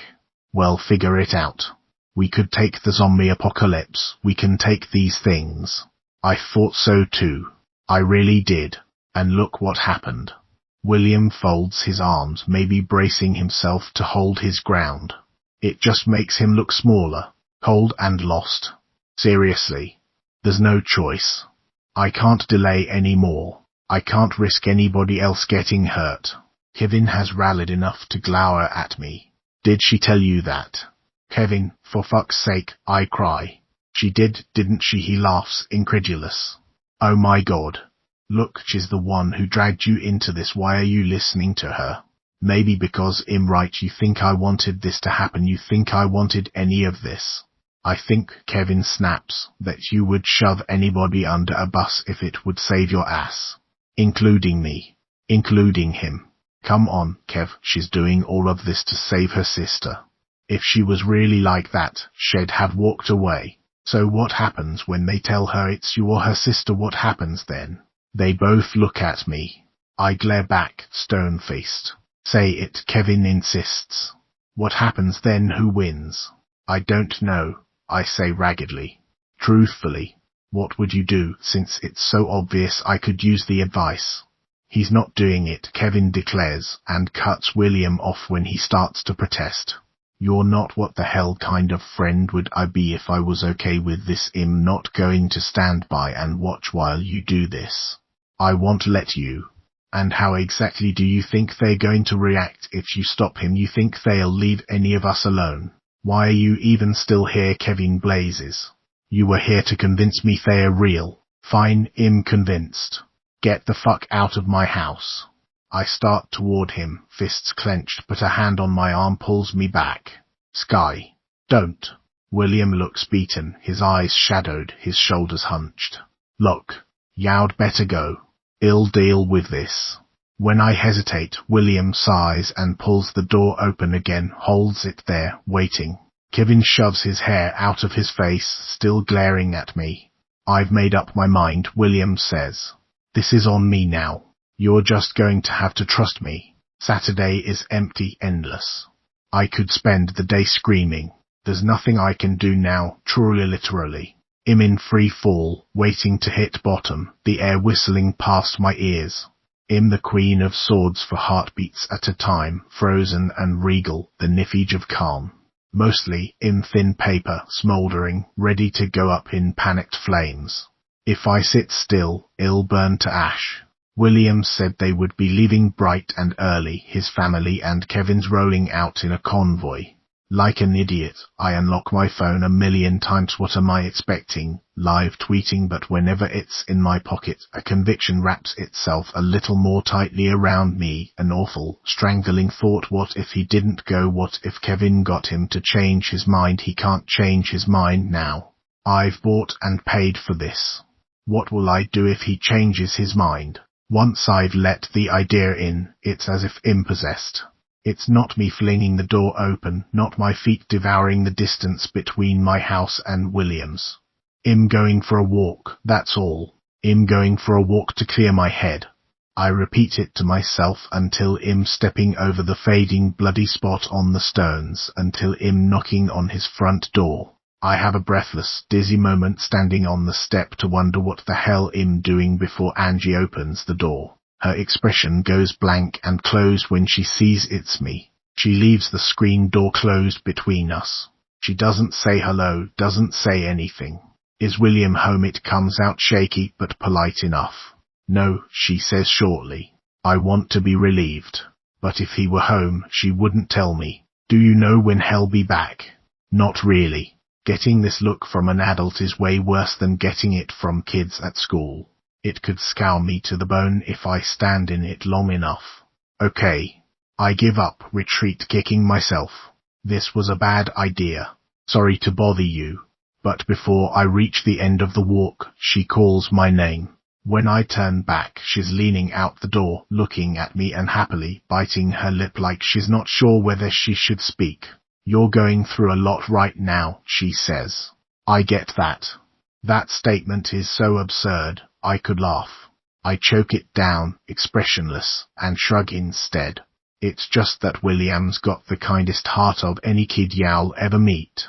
I don't want to see him get hurt. But he's the kind of person who's doomed to get hurt. I knew it right from the start. I wish I'd never met him. I know. I cram my hands in my pockets, turn away. Me neither. 25. Sunday. The end of the afternoon. I run full tilt across the empty lot, rain misting down around me, clutching my backpack full of monster-making supplies, just in case. All William's message said was meet me there. It's done, it's over, it has to be. He's slower than I am this time. When he ducks between the leaning cedars, he looks terrible. Not just worn and tired, but defeated somehow, a light gone out of him. His hair is wet, stray curlicues plastered against his face. Here, he says, and pulls something from his pocket. A heather grey bundle of cloth. A t-shirt, splashed with red-brown, stiff with it. It's mine. His voice is colourless. My uncle used it to try to stop the bleeding. William, I don't want to talk about it. He drops down onto the log, puts his hands over his face. The bandage on his arm peeks out at the cuff of his jacket. That's fair, I manage. I don't really need to know. I don't really want to. But after a moment, he speaks again anyway. Hell live. In case you're wondering, it was I hit. He gives up on the words and slaps a hand against his knee instead. I clutch the blood-stained shirt in silence. I didn't think I could do it, he whispers. There's no way I could have done it. But they got to Kevin. The words flash through me, leave me numb, just like Sophie. I don't want to hear this. We were on our way out to the blinds, all together, and Kevin and I had been arguing, so he was way ahead of me, and something at first it looked like he fell. But then he started screaming. Something had his leg. He was halfway down this hole in the ground, and it wouldn't let go. It kept dragging him deeper. Bit by bit. I've never heard anybody scream like that before. His voice cracks. He folds his hands over his head. So I did it. I fired. While they were all trying to get him out. They all think it was an accident. Even Dad. They got him on the stretcher, and he was all, "It's okay, William, shit happens." Yeah, sure. I told them I said I'd drawn in case it was an animal or something, and something slipped. Something went wrong. And everyone believes me. Except for Kevin. Obviously. He didn't say anything, but just looked at me. He was hurt worse than Dad. The guys who picked us up said his leg looked like he'd been attacked by a cougar or something. He closes his eyes. Tears escape down his cheeks. I can still see it. It was like raw meat, or that fucking raccoon. It was like, "You had to do this, William. You had no choice." I know, okay, when he doesn't answer, I press on. "Look, you tried to warn Kevin. You did everything you could. You exhausted every other possibility." He passes his sleeve across his face, shakes his head. "You slit your own wrist the other day, and when it didn't work, you did what you had to, even though it was horrible. You did it to save your friend. You look pretty heroic from here, all right. But I did have a choice. I could have said no. I could have. Right up until the second I let the arrow go." He looks up at me, his eyes redrimmed. Did I do it to save Kev? I don't know. Maybe I did it to save myself, so they wouldn't come for me next. Maybe they just had to convince me that they really would. The blood has turned the fabric into hard ridges that almost crunch when I tighten my grip. I don't want to look at it. I don't want to think about what's coming next, the half-glimpsed inevitability of it. But William's bleak honesty is a fish hook dragging it into the light. I have to say something. He insisted on warning Kevin. I have to warn him. You should go. Before I try this. You did what they wanted. You should go home before they rope you into anything else. Probably, he responds, and doesn't move. William. Look, he says, his voice tight. They know where to find me anyway. Don't they? And I paid for this. All right, I just want to see what it was for. I just want to know that it worked. I have to tell him. I have to tell him what he's walking into. But if he turns away, if I manage to convince him to run, to not look back, it means they lose their prize. It means I lose. It means I surrender. I think of the monsters, a bony antler hand poised to strike. I think of the raccoon, guts spilling out. I can't lose. Surrendering's not an option. I can't think about this. I have to focus. Maybe we're supposed to summon them somehow to claim their payment, but the thought of their bony faces, their lurching movement, turns my stomach. Well, this is supposed to pay for the guide, isn't it? Deirdre's creations were clothes, sort of. I spread the bloodied shirt on the ground with shaking hands, dig Mom's scissors out of my backpack, slice through the stained fabric. Little rust-colored flakes fleck the blades. The creature's waiting. Its glass eyes sparkle in the shifting light falling through the cedar boughs as I step closer. It already looks more alert. Hungry. I don't want to touch it. I drape the shirt around its stick and wire torso, fumble the cut edges into a clumsy knot below the skull so it hangs like a bloody cape. Its body trembles, rattles, as if a gust of wind is blowing through it. Its head lolls, rocks back and forth, as if it's stretching, like an animal testing the wind. I stumble back as its stick arms swing out, flex back and forth. But all it does is cross them over its torso and bend toward me in a little bow. And then it lifts its stone feet and hobbles with surprising speed through the door of the clearing. I run after it, but it's not going far. It reaches out to touch the shaggy back of the castle, and the dirt crumbles and slides away. A hole opens in the slope with a muffled thump and patter, wider and wider until I'm staring into a tunnel that stretches into darkness, roots snaking down from the ceiling. My guide shuffles through that opening, disappears. A sudden light at my shoulder startles me, the LED of William's phone. He holds it up high to illuminate the corridor. The monster's hitching movement is barely visible at its edge. "Come on," he says, and hands me my backpack. "Before we lose it." The tunnel is tall enough for me to pass, cringing away from the touch of trailing things that catch like hands at my hair and arms.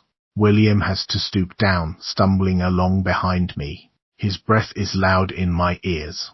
The air is full of a secretive garden smell, wet black earth, the sly cold scent of growing things.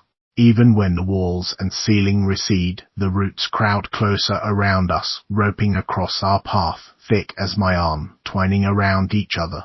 We have to climb over, duck under, shimmy around them. "Can you see it?" William pants. "No." It's hard to force my voice past a whisper. It's hard to push myself forward, inching into something's lair against every screaming instinct.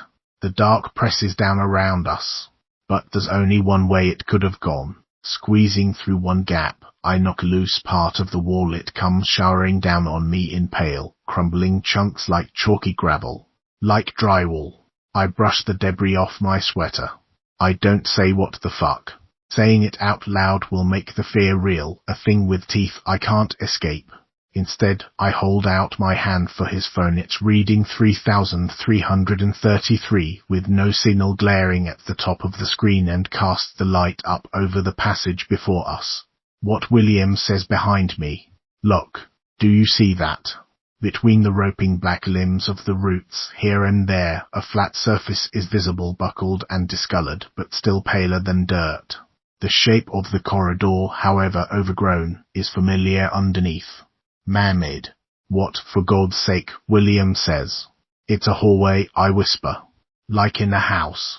We stand there peering uselessly into the dark. Somewhere water is dripping. Nothing moves. The ground between the roots has grown spongy, though it's still hard and steady underneath. Cautiously, I crouch down to touch it. It squishes wetly, fibrous, though too short and regular for grass. Carpet. I lurch to my feet, away from it, scrubbing my hand against my jeans. Sky. "I'm okay," I say. My voice is thin, too high. "I'm okay. I'm fine. This size is really fucked up, is all." "It's their castle," William says, and though he takes my hand, clutches it, he gives me a frail, uneven smile. "Of course it is. How long is the tunnel we clamber through?" "It's an eternity, a maze." Eventually it opens up into a wide cavern, its floor humped and snaking, gleaming in places with water that throws back the blue-wit light from the phone. The wall across from us is dimly visible, marbled with green and black, and like the hallway, its bones are vertical. At least there's more space here, though I'm careful not to step in the puddles, reminded of the floor of the swamp, its sudden, unpredictable depth. I don't question how I know which way to go until I reach out automatically to grasp a wooden post topped with a familiar polished knob that stands straight and regular among the grasping roots. At the bottom of a set of stairs. I pull my hand away, fold my arms. What's wrong? I want to say it makes no sense, but that's not really true, and that's the worst part. There's a dream logic to it, an inevitability. "We're in my old house," I tell him, climbing carefully over the roots cascading down the stairs. "In the basement." "Watch your step." He just shakes his head as he climbs after me, holding the phone high. Nothing surprising anymore. The stairs creak and groan like they never used to, but they are sound enough. We come up past the landing, where the little window in the back door is choked with dirt, and the glass crunches all over the peeling linoleum, mixed with scattered clumps of spilled clay. In the kitchen, roots have pushed cupboard doors off their hinges, leaving dark gaping mouths. Black water fills the double sink, the tap dripping steadily to form a green trickle that snakes down the face of the cabinet, trailing rivulets of mildew. A ghostly pre-dawn glow seeps in from the dining room. It's empty, just like we left it. Four bare walls, old-fashioned built-in cabinets with the glass doors smudged and hanging ajar, shaggy beige carpet. But a tree of white-barked birch has pushed its way up through the floor, leaving it as slanted and uneven as the earth in the woods. The trunk punches all the way through the roof, reaching for the sky, fracturing the ceiling with cracks like bolts of lightning. The light filters in between the crowded tendrils of some leafy vine that has crawled over the window, past the caved-in fireplace-ed bricks and soot spilling out onto the carpet. Big picture window overlooking the garden is still intact, though dark and occluded with grime. Everything beyond it blurs into murky green shadow. Still, I know the neighbor's choke-cherry tree by the tall sweep of its branches. It always framed our view. It still smells like our house. My whisper is too loud, out of place. Underneath, I mean. Every now and again. How could they know how my house smelled? The same way they know everything else, I guess, William whispers back, pressing his face up to the glass, trying to peer beyond. The front door stands open into a strange purple twilight. Outside, the garden I remember has grown utterly wild, transformed into something monstrous and feral. The crowded trees of the swamp have shouldered up through the flower beds, taking over. The smell of peonies hangs in the air. The path down to the street is no more than a suggestion, bits of broken concrete slab that protrude sometimes like bones. The street itself is still there, at least as a shadow, a broad shallow bowl of grass interrupting the trees. It's losing its clean, sharp edges, shaped more like a river now. Even here, out of the trees, William and I cast no shadows in the half-light. It's directionless, a flare of sunset color lighting the edge of the horizon all around. There's no sign of our guide. But I think I know which way we're supposed to go. The same way I've gone so often in my dreams. The one I can't forget. It's not even that far. The path leading down to the valley into violet shadow stands untouched. The yellow line on the asphalt gleams in the twilight, a long plunge between the banks of trees on either side, the hills looming taller than they should. I clutch the straps of my backpack, unable to look away. I don't want to go down there. Not again. Sky William prompts uncertainly. Where are we? Is this somewhere you know? Sort of. The sound bleeds out of my voice, leaves it a whisper. This way. And I step onto the path. 26. Except for the light, I might never have left. Maybe Im's still there, hurrying down to the river ahead of my enemy. My heart thumping in my ears, every instant brimming with what Im about to do, like Im carrying a cup of water, trying not to let it spill. It feels as if it should be getting darker or lighter, but the depth of the shadows never changes. Maybe it'll be here forever, going down and down the ravine toward the river. With William following me, faithful, clueless. But the path has an end, just like it does in the real world, through the last screen of trees before the river, over the footbridge. Here's where I turned aside, the narrow, stony track of some run-off channel. It winds down a scrubby slope to the riverbank, slicing through thin whips of saplings just tall enough to soil us, thick enough to make the bike path behind us disappear. Not far from here is the bank where Dada and I spent 1,000 afternoons in another world. The last time was in the spring. I lay next to her under the greening willows, my sword tossed in the grass beside me, poking the water with a long stake as she ripped her math notebook to shreds page by page, grim and systematic. The water devoured the pieces. She'd gotten detention the day before for losing it. When it resurfaced in her backpack, crudely rendered dicks adorned every page. Her mouth was marked by an ugly gash, a bloom of bruises. She wouldn't tell me how she'd gotten it. My heart gave another twist of rage every time I looked at her. They'd never dared to actually lay a hand on her before. It was Tyler, wasn't it? I said. It was always Tyler. Never so you could prove it. But it was him, pulling the strings, inventing the names. For no reason, as far as I could tell. Because she was prey. For the lulz. It had started with little things. Petty things. Making fun of the way she laughed. pulling her hair when he sat behind her on the bus and when she accused him, protesting that he didn't want to get fleas. And when all his little henchmen hopped on the bandwagon, sharpening their pitchforks, he thought it was hilarious. If I was there to overhear, I could twist arms, dig into pressure points, extract apologies. But I couldn't be everywhere. They laughed at me too, just more cautiously. And they stayed out of my reach. After I got suspended for giving David Emery a black eye, I de-launched myself into 4 of them as they stood over her, following her across the yard. They just turned invisible and kept at it. Leaving notes. Stealing things. Wedge tried telling 100 times. Sometimes it had spurred a talking-to, a class lecture on bullying from the guidance counselor, non-apologies delivered with a smirk. After a while, Wedge stopped bothering. Like the few kids whose attempts at kindness were quickly exhausted, the adults weren't really on our side. Dada was just too shrill, too brittle, too demanding. No social skills. She brought it on herself. What were they going to do? He's the warlord, Dada said darkly. All the goblins dance for him. She threw the last handful of confetti, dabbed carefully at her face, wincing. You're the Queen of Swords. You have to do something. So maybe we need to capture the warlord. I said it so calmly. I see reason. The sun glinted on the water, the unfolding leaves. Everything was so sharp, so clear. And make him sorry. Dada glowered, then sighed. Yeah, right. He's getting cocky. Usually they don't leave marks. We can't do anything that leaves marks. I trailed my stick in the water, ignoring Dada's look of surprise. Water doesn't leave marks. I'll take care of this, I said.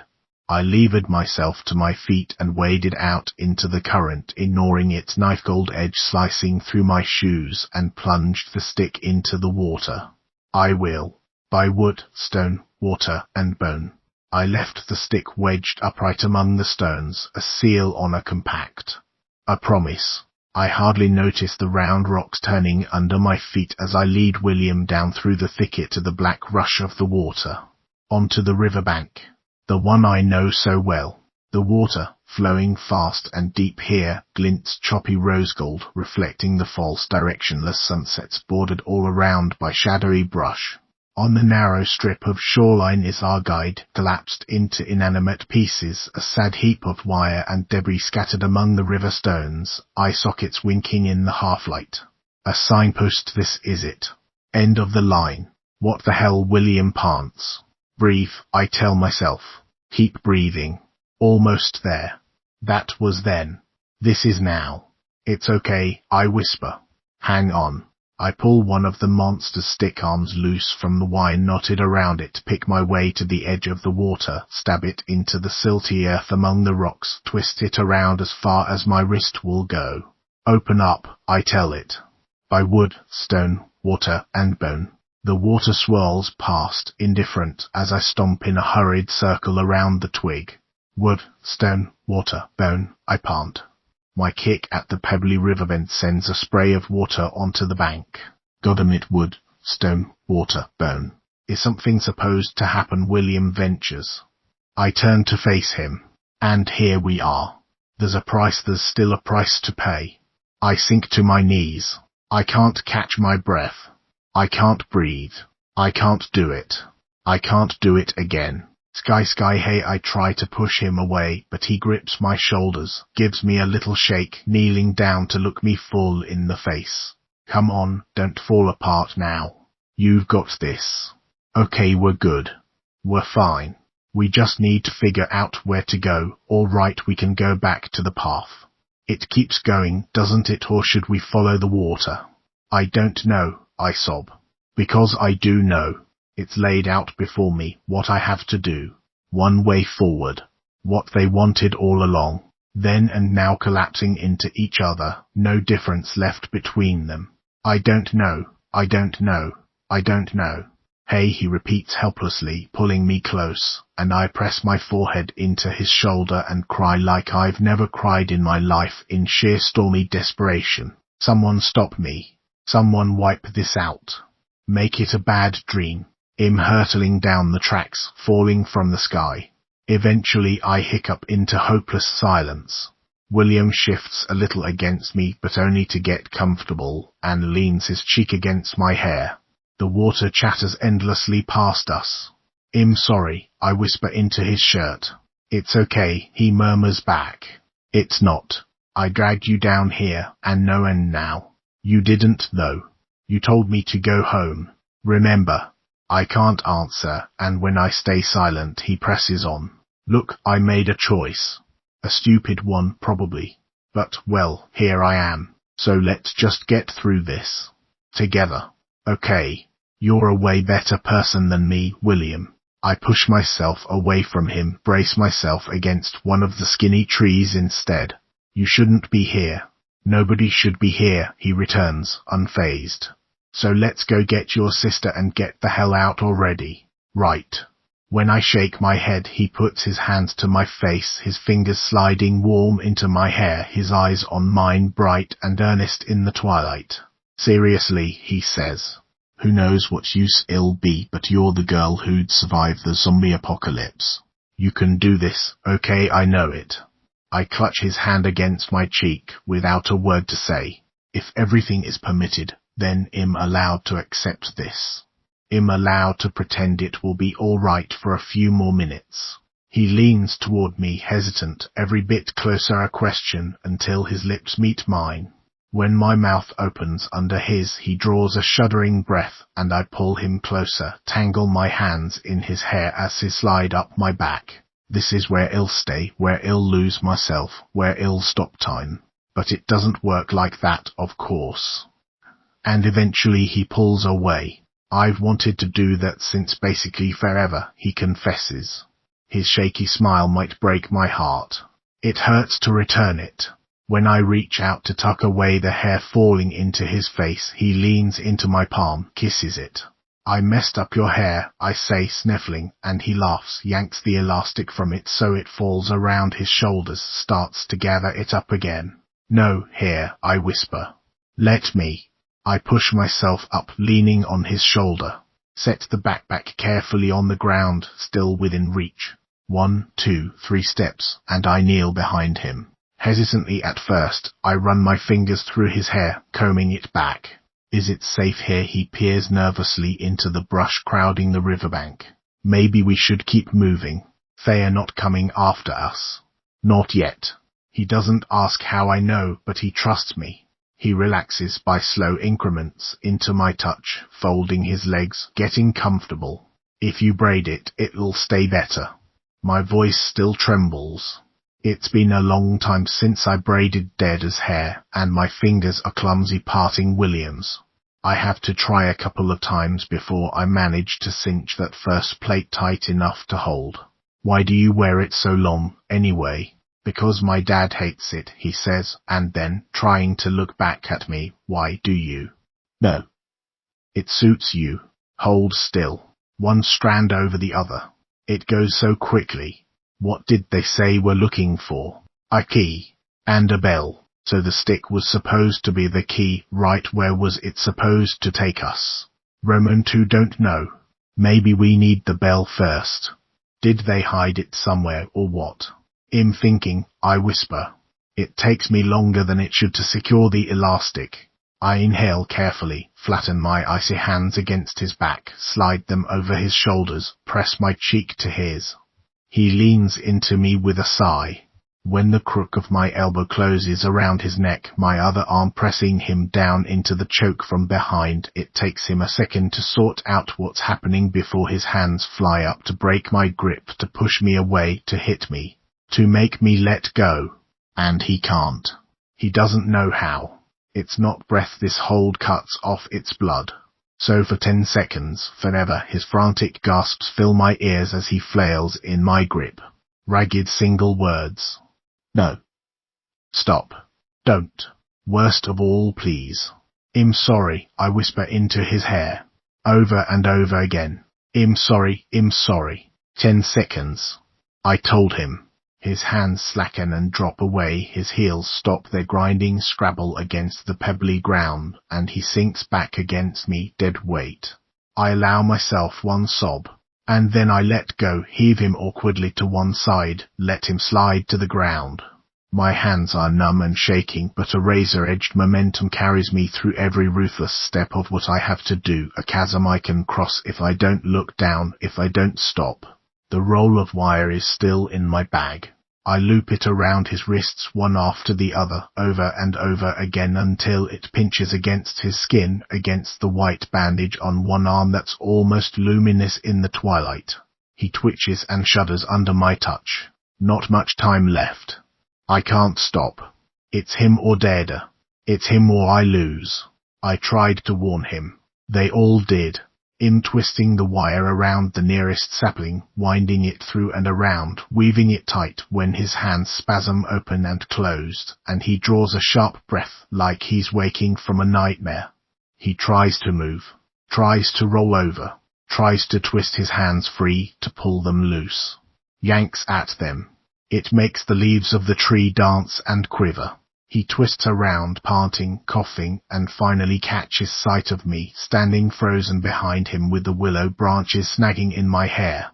I close my eyes, but the look on his face sears into me. In a heartbeat he's understood everything. Here it is, the very bottom. The ground rushing up to meet me. The end of the world. Oh no, he croaks. No, no, no, no. He jerks at the wire with every repetition of the word, throws his weight against it, but it's merciless. Stronger than either of us.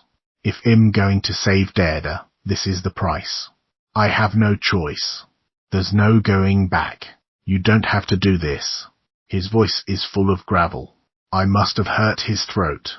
Jesus, Sky, don't do this. Please, please. Oh God, please let me go. I can't speak. I've swallowed glass. But a faint silver jingle twinkles through my silence, pauses, zigzags closer, bright and cheerful in the twilight. A bell. Mog's bell. William tries to sit up to look for its source, but he can't get farther than leaning awkwardly on his elbows, pushing at the rocks with his feet. The sound bobs down the slope. I half expect the quirk of a tail to brush against my legs, but there's nothing there, just the sound, weaving around us once, twice, urging me toward the water.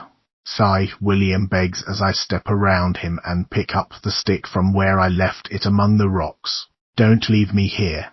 I don't answer. Still. I can do this. But then there's another sound, a crunch, a rustle. All around us. Twigs snapping under uneven footsteps. Without thinking, I meet William's eyes, and I know exactly what he's remembering. The dead animals torn open. Kevin's mangled leg. He throws himself back into trying to escape, thrashing, scrambling to get his knees under him, to find some leverage. The branches stir all around us, parting before bony faces, cloth-bound arms, misshapen bodies, feathered and spiked and moss-covered. A dozen of them more. Fanged jaws gape open, claws flex. I shrink back a few steps. The icy river soaks through my shoes. William strains after me, against the bite of the wire, away from the monsters, hobbling slowly, carefully toward him. You can't do this, it's a sob. Help me. The monsters peer cautiously at me, sink one by one into a creaky bow. There are so many. I could never fight them off. A rock rolls under my foot, and I lurch backward again. One splashing step. 2. The bell weaves closer and then away again, pinging impatiently, waiting for me. You can't just leave me here, you can't, Sky. They're closing around him now. He knocks one of them over with a flailing kick, yanks his knees up as a bony hand delicately pulls his shirt back to expose his pale stomach, jerks his head away from the caress of sharp, mismatched bone fingers. And I just watch. Cold and sick and very far away. This can't happen. The price is too high. Any second now hell break through my makeshift bonds. Any second now hell scramble up the slope away from me, back to the real world. But there's no escaping them. I've made it so there's no escape. They bend over him, and there's just enough space between their bodies for me to see the point of an antler descending slowly, so slowly, toward his face. His breathless whimpers fracture into a scream. It goes on and on, a scream like I've never heard, like Kevin must have screamed. It fills my head, rings into the sky. Do something, I tell myself. Come on, one way or another. You have to do something. Do it now. And I plunge the branch in, clutching the key into the water, and twist. The world wheels around me, the sunset light slides from the horizon, stars bloom overhead. Vertigo sends me to my knees in the water, and I clutch the branch with both hands. It's the only solid thing in the world. The rocks sink away beneath me into soft, sucking mud. William's voice is swallowed up by a tide of delighted, speculative whispers that fill my ears and then ebb away to the very edge of hearing. Silence finally falls, and I sag dizzily in place, shaking, retching. Nightmare. That's what this has to be. I can't have done that. Oh God, please don't let me have done that for real. But the truth burrows deep past the depth of any roots. Inescapable as a hand pushing me underwater. It comes howling out of me as a wail, an ugly, animal sound that fills the whole world and changes nothing. I can't help it. I can't stop my awful, hacking sobs any more than I can stop breathing. It can't have happened. It makes no sense. There should have been someone to save him. Instead, there was me. And here I am, without him, still breathing in spite of everything. Because I have to. I have to keep going. I have to find Dada. When I can finally lift my head again, the sky is full of a cold, green light, shifting and trembling like a field of wheat in the wind, stars glinting through it. The creek that I'm kneeling in is a shining path out into the wilderness, the smooth, glassy water reflecting the lurid sky. The house, the road, the empty lot have been erased. Forest is all there is, stretching out before me. Fireflies wink through the tangle like stars, but all around me it's utterly silent in a way these woods have never been, except for the clumsy sloshing of my movement, the rasp of my breath. Except for the bell twinkling impatiently in the brush farther down the creek, circling back to see if I'm following yet. I won't think any more about what I've left behind. I can't think about it. There was a price, and I paid it. Out there, that's where I have to go. It's a road, and at its end is Dada. Under my hand, the prickly branch I held has grown smooth, heavy, warmer polished hilt. When I pull it from the water, it catches the shimmering light as if it's part of the creek. A sword, not the blunt wooden one I've always carried, but a true sword, liquid and sharp. It hurts to look at. I stagger to my feet, making ripples shatter the perfect reflection of the shivering sky, and mop my face with my sleeve. Then I hold the sword out before me and splash forward along the creek, into the woods. 27. It's November in the real world. In November, the creek is barely more than a trickle. Here, in what feels like the first green flush of summer, it quickly climbs past my knees, drags at my thighs, threatening to unbalance me. I wade on slowly, pulling my feet loose with every step, holding the sword up but to one side. I don't trust myself not to trip. I've buried terrible things before. I'm practically an expert at turning my back on things I don't want to think about. But William, there's no way not to think about William. No matter how sternly, how desperately I tell myself to leave it behind, memory stalks after me, a kaleidoscope of pleas and screams and his hands in my hair. It keeps catching up, forcing me to stagger to a nauseated halt, leaving me doubled over, leaking awful, useless noises. Every time, I force myself to keep walking, remind myself why I had to do it. Why I'm here. Dada. I have to be close. I have to. Around me, the woods are waking, stirring, unseen watchers tracking my progress. When I stop to squint into the darkness, everything is quiet in a gleeful way that feels like a hand pressed over a mouth to hold in laughter. Every now and again I think I catch the flap of wings from the corner of my eye, something alighting in the branches, bigger than any crow. Sometimes I think I see antlers, the hollows of skulls. But in the trembling green darkness, nothing is certain, everything bleeds together into shadow. My splashing passage covers a chorus of tiny movements. Whispers. The only sound I'm certain of is the bell, drawing me on through the trees. The water creeps higher, over my hips, over the banks, until there's no more floor to the forest. The trees are a band of tangled darkness uniting rippling light above and below. I push my way through an endless curtain of whispering cattails to emerge into an open, ghostly placier swath of shimmering water punctuated by silver-grey trunks. All dead. They've been whittled down to tall spikes almost bare of branches, a battalion of pale spears reaching up into the belly of the sky. The water is up to my breasts now, my armpits, lapping at Deada's golden necklace. I stumble to a halt and jerk away from the touch of long, clinging strings of roots underwater. If I go any farther, I'll have to swim. I turn around and around, holding the sword out before me, sending waves rippling through the wide, black pool. The muddy bottom pulls at my feet, threatening to suck me down even farther.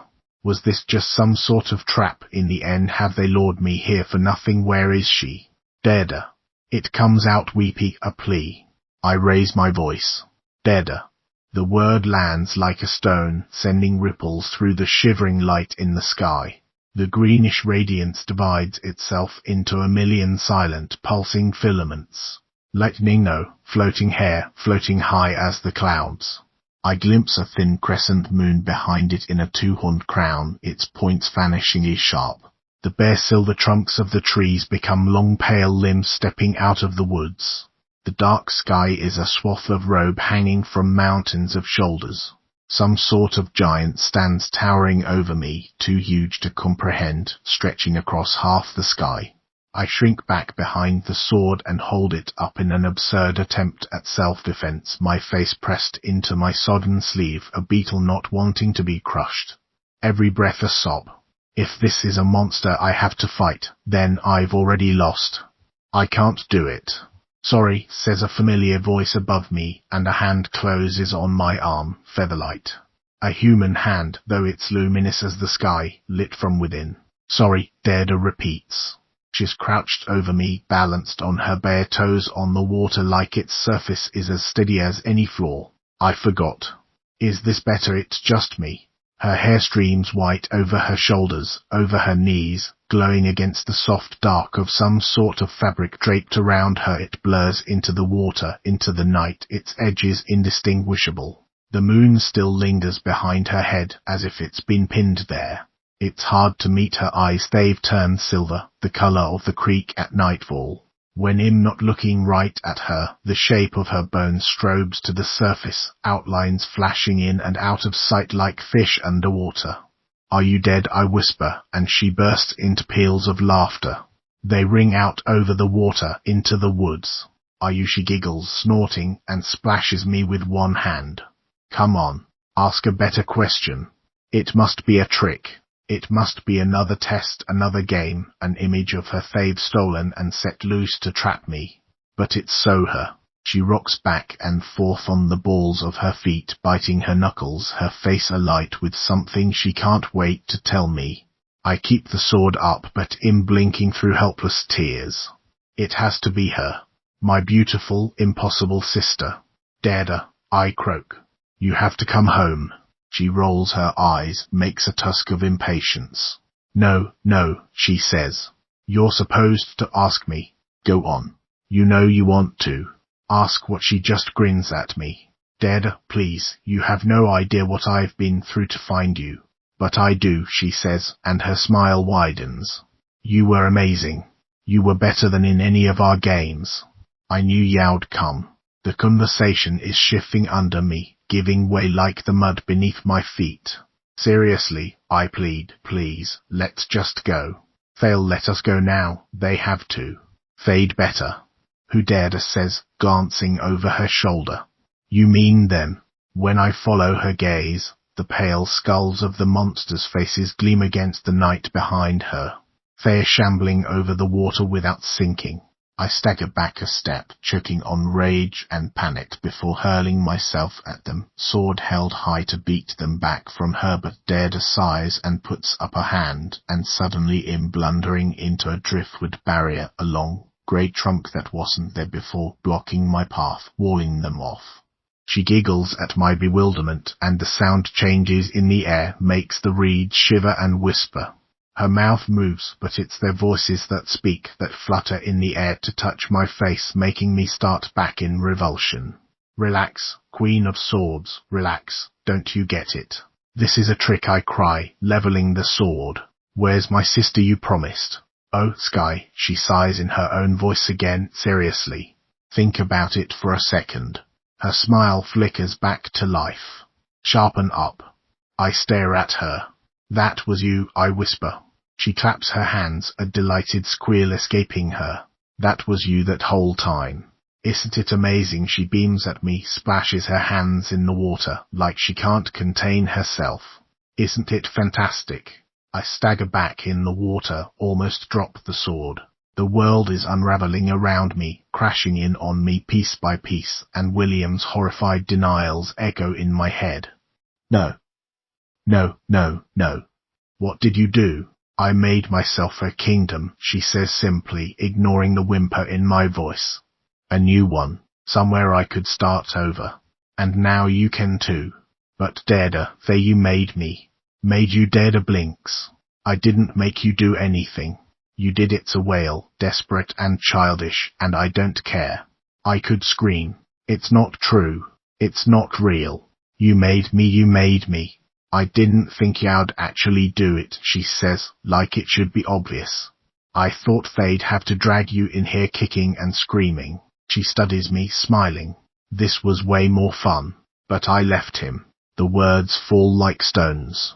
Real and irreversible. I left William back there with those things. You totally did, Dada says. The smile turns misty. I knew you still loved me. I can't stand still, the thought is cutting me open.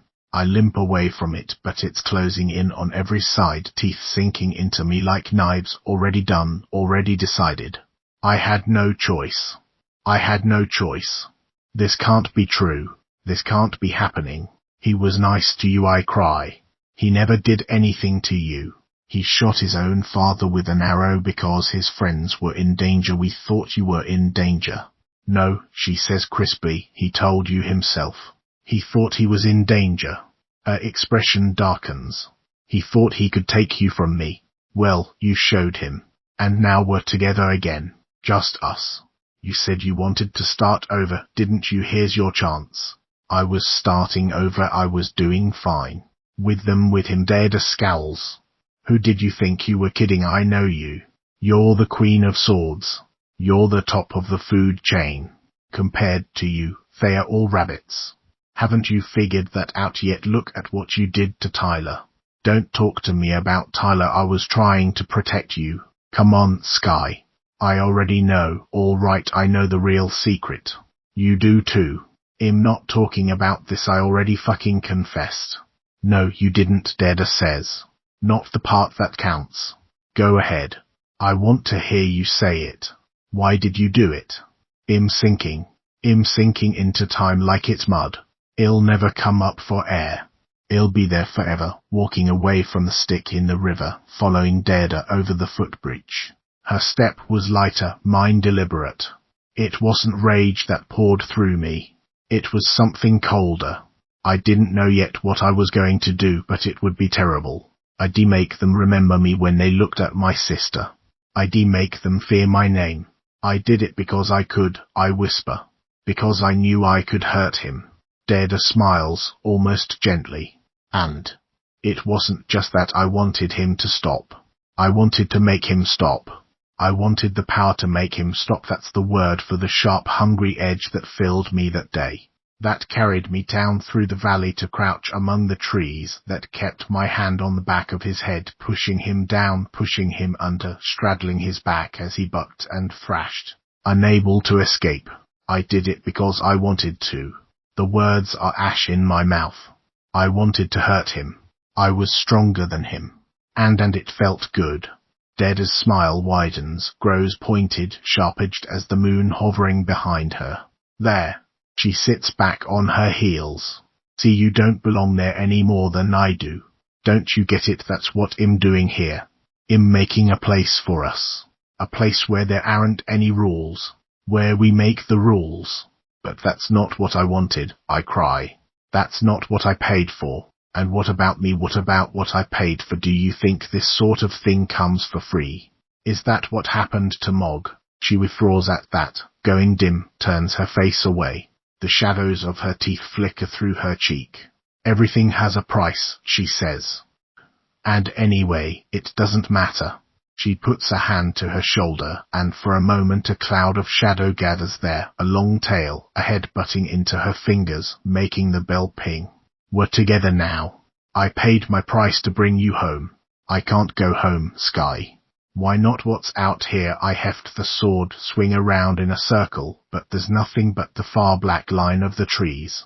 Come on out, whatever the fuck you are, we had a deal. Sky, come on. It's just me. Something tricked you, something talked you into this. You didn't do all this by yourself. Nothing tricked me. She looks away, her brow furrowed, as if she's trying to remember something. Her bones shift and tremble under her skin. We understood each other. Nobody else did. We both felt betrayed. And angry. We had the same enemies. Together we could make everything we wanted. For real. I gave them a way back. Her lip curls in a flash of inhuman disdain. A way to hurt the invaders. And a way for me to find you. Who's we? Dared a sweep her hand across the landscape. The trees. The water. All of this. She sighs at my uncomprehending stare. It's hard to explain, but I paid the price they asked for. There's no we anymore. No they. In the woods now. Fair me. No. Bullshit. You're my sister.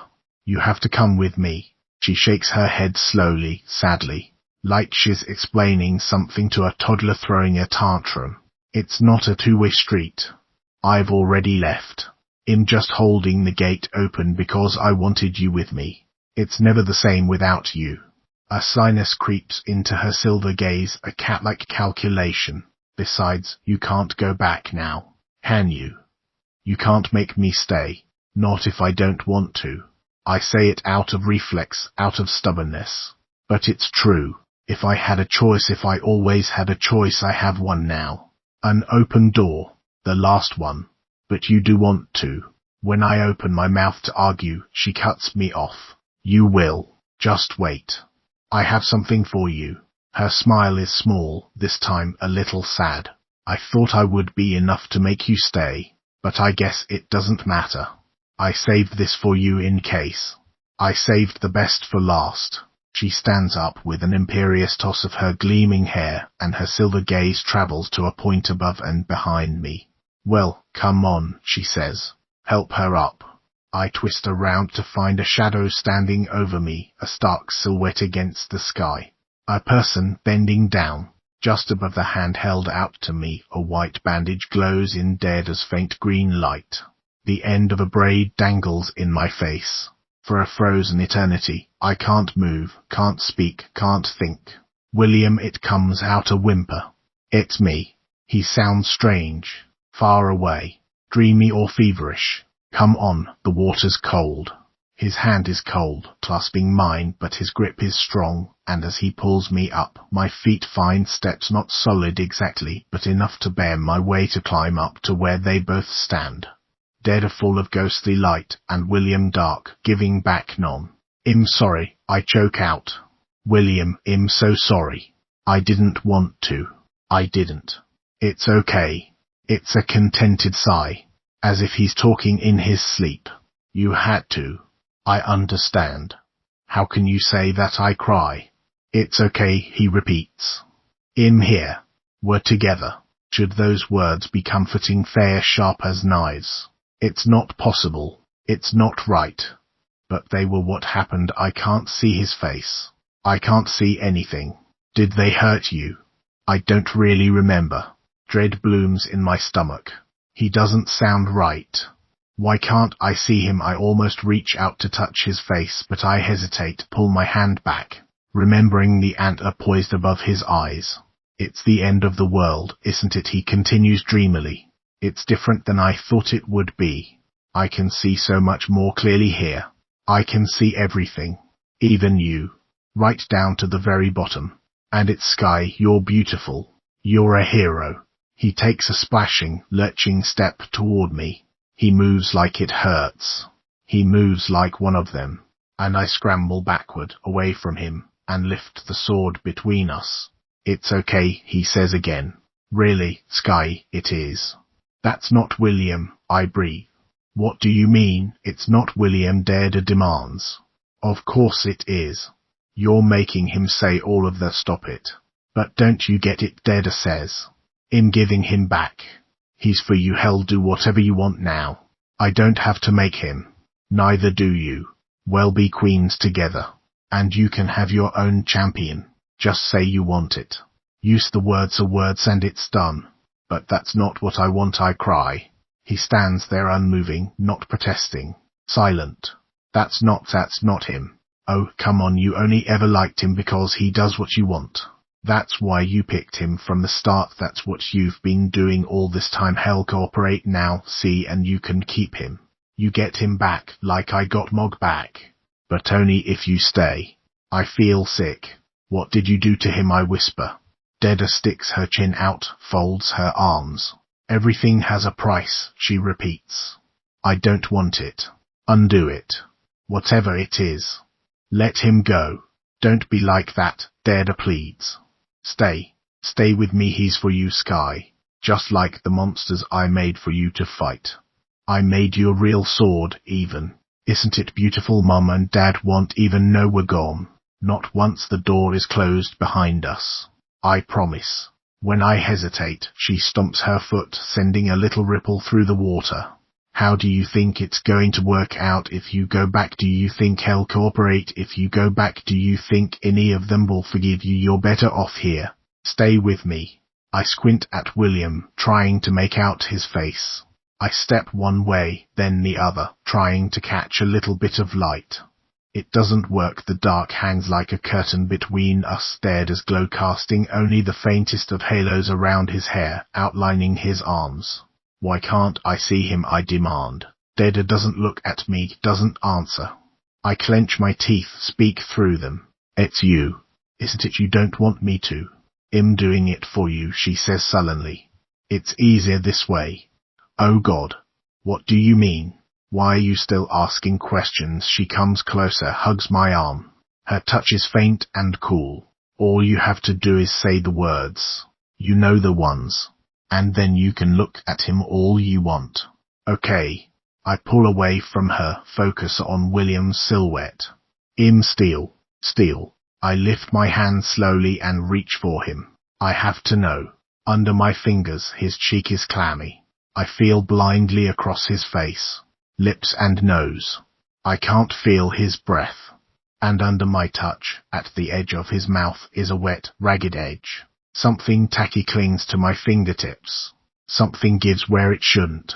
When I jerk my hand back, it comes away stained with a dark smear of something that collects slowly at the base of my fingers, runs in a single drip across my palm.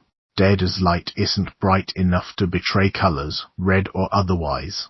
But I know what I'm looking at. It's okay, Dada coaxes. It's not your fault. It's just the way you are. Stay here. I understand you.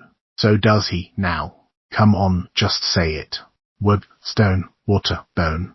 You can't make me stay, I whisper, looking up at her from my bloody fingers. Can you? I can't make you do anything, Dada huffs. Nobody ever could. If I have a choice, I say, and my voice is stern and final, the voice of the Queen of Swords, then I choose to go back, with or without you. But, Sky, you don't get to tell me who I am, I cry. You don't get to decide who I'm going to be. If it has a price, then I'll pay it. I'm Sky, and I'm going back by wood, stone, water, and bone. I drop the sword at her feet. The water closes over the hilt with a gulp and a splash. Dada reels back a few steps, staring at me in disbelief, in anguish. William staggers, stumbles against me, and I have to throw my arms around him to keep him upright. He sags in my arms, dragging us both down. The water rises around us, claiming my ankles, my knees, my thighs. You can't take him, Dada protests. You're not allowed. You gave him to me, didn't you? I can do whatever I want. She balls her fists at her sides. You chose him. You chose him. Instead of me. Come with me, I beg. I'm not the only one who has a choice. I've already made my choice. Her voice is hollow, made of the wind in the trees. Maybe this is part of the price. My price. Giving you up. You don't have to. She's going dim, the moon shining through her hair as if it's caught in a net, no, caught in the branches. The tears sliding down her face are stars falling from the sky. I want to tell her I love her in spite of it all, in spite of everything, but the moon is all that's left. The shifting green light fades from the sky. The water is closing over me, pulling at me. I hitch William up a little higher, trying to keep his face above the surface. Come on. His head lolls against my shoulder. Come on, stand up, help me. Sky, he murmurs. I can't see. After that, he's silent. No matter how many times I call his name. So here we are, in the water, in the dark. I've made my choice. Dada is gone. And I'm so tired of fighting. William is the last thing left in the world. I cling to him, and I push my feet forward through the mud, one after another. I don't let go. Somewhere someone is crying. Maybe it's me. The sound of my name is what pulls me back. Oh my God, someone says. Then they're yelling. Over here quick. It hurts. I hurt.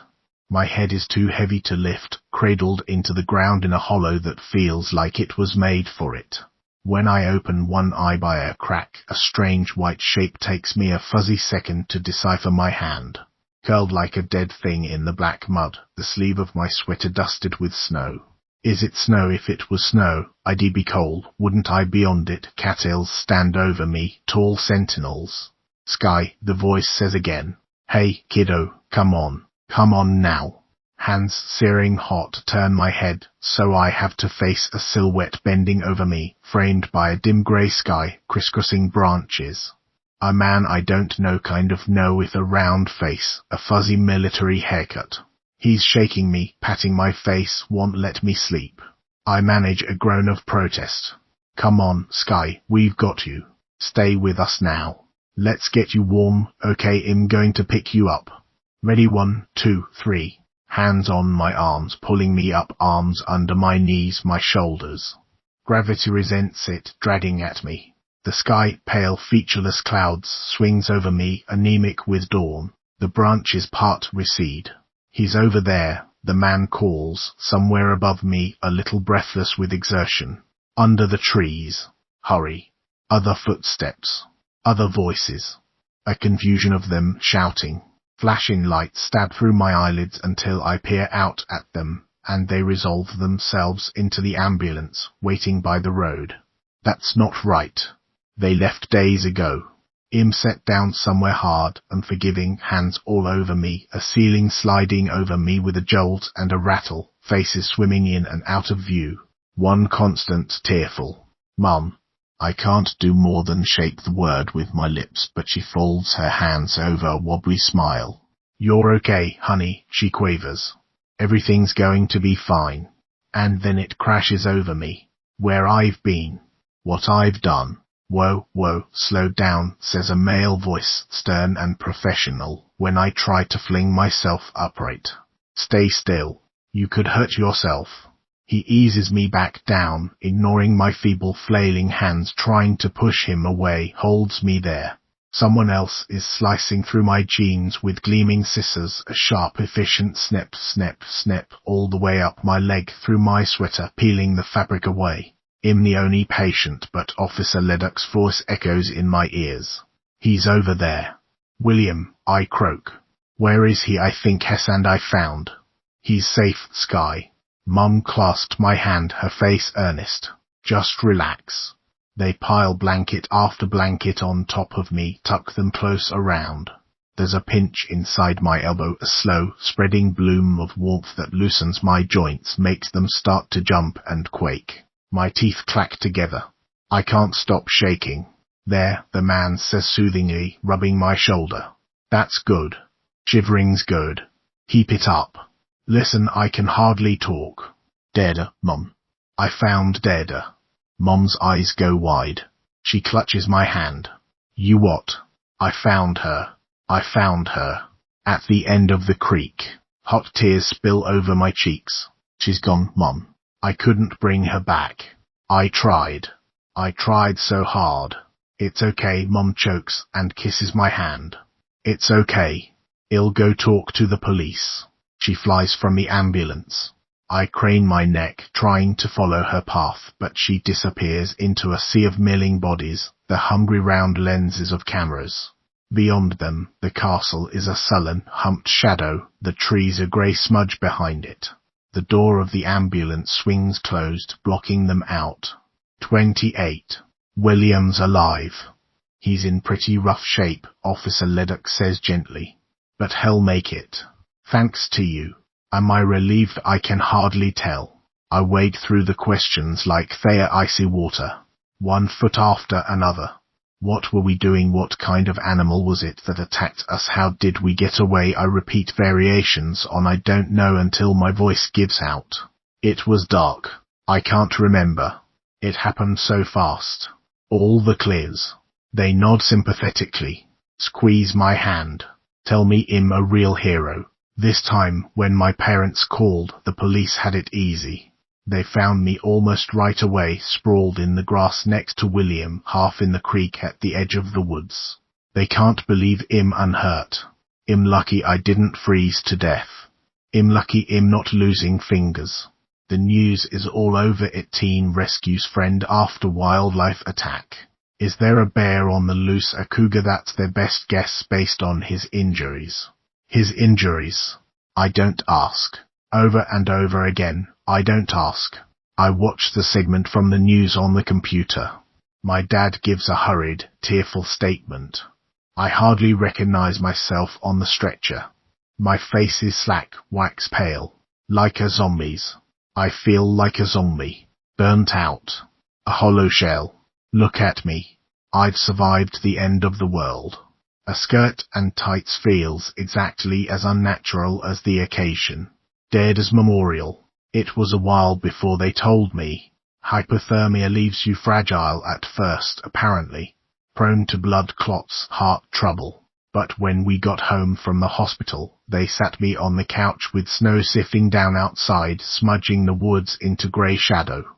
Mom explained in a halting, broken voice that they'd checked the end of the creek where it meets the long swamp and found her dress. What was left of it? Nothing else, not yet. But that was enough, after what happened to Kevin, what happened to me and William, to draw conclusions. She cries a lot, but at least she lets Dad hold her. At least she sleeps at night. That's something. I don't sleep much. The snow is still falling, softening all the edges, erasing the past. I watch it through the tall church window as I drift through the songs and the hugs and the whitewash stories about how special she was. It's tempting, it's so tempting to let go. To let the snow bury me too, fill my mouth, erase my memories, all my crimes. Maybe they're right. Maybe it did happen the way they say it must have. Maybe trauma is messing with my head, mashing guilt and fear and childhood games together into impossible scenarios. If I'm not sure where my nightmares start and my memories end, maybe it's all nightmare. Maybe none of it really happened. Maybe. What shots me awake truly, painfully awake eyes Angie Wright showing up among the murmuring, soberly dressed well-wishers that fill our house afterward. It's not my parents she seeks out first. It's me. I'm sorry, she quavers, clutching my hand in both of hers, her eyes spilling over. I'm so sorry. For everything. If it went for you, I think I might throw up. She won't let me go. Listen, Mrs. Right, you don't understand. Angie, she sniffs and manages a lopsided smile before pulling me into a tight hug, crushing my nose into the soft, scratchy wool of her fancy shrug. Thank you for bringing him back to us. This is hell, isn't it? I'm in hell. I'm paying for everything. I smile and smile and smile and extract my hand from her grip.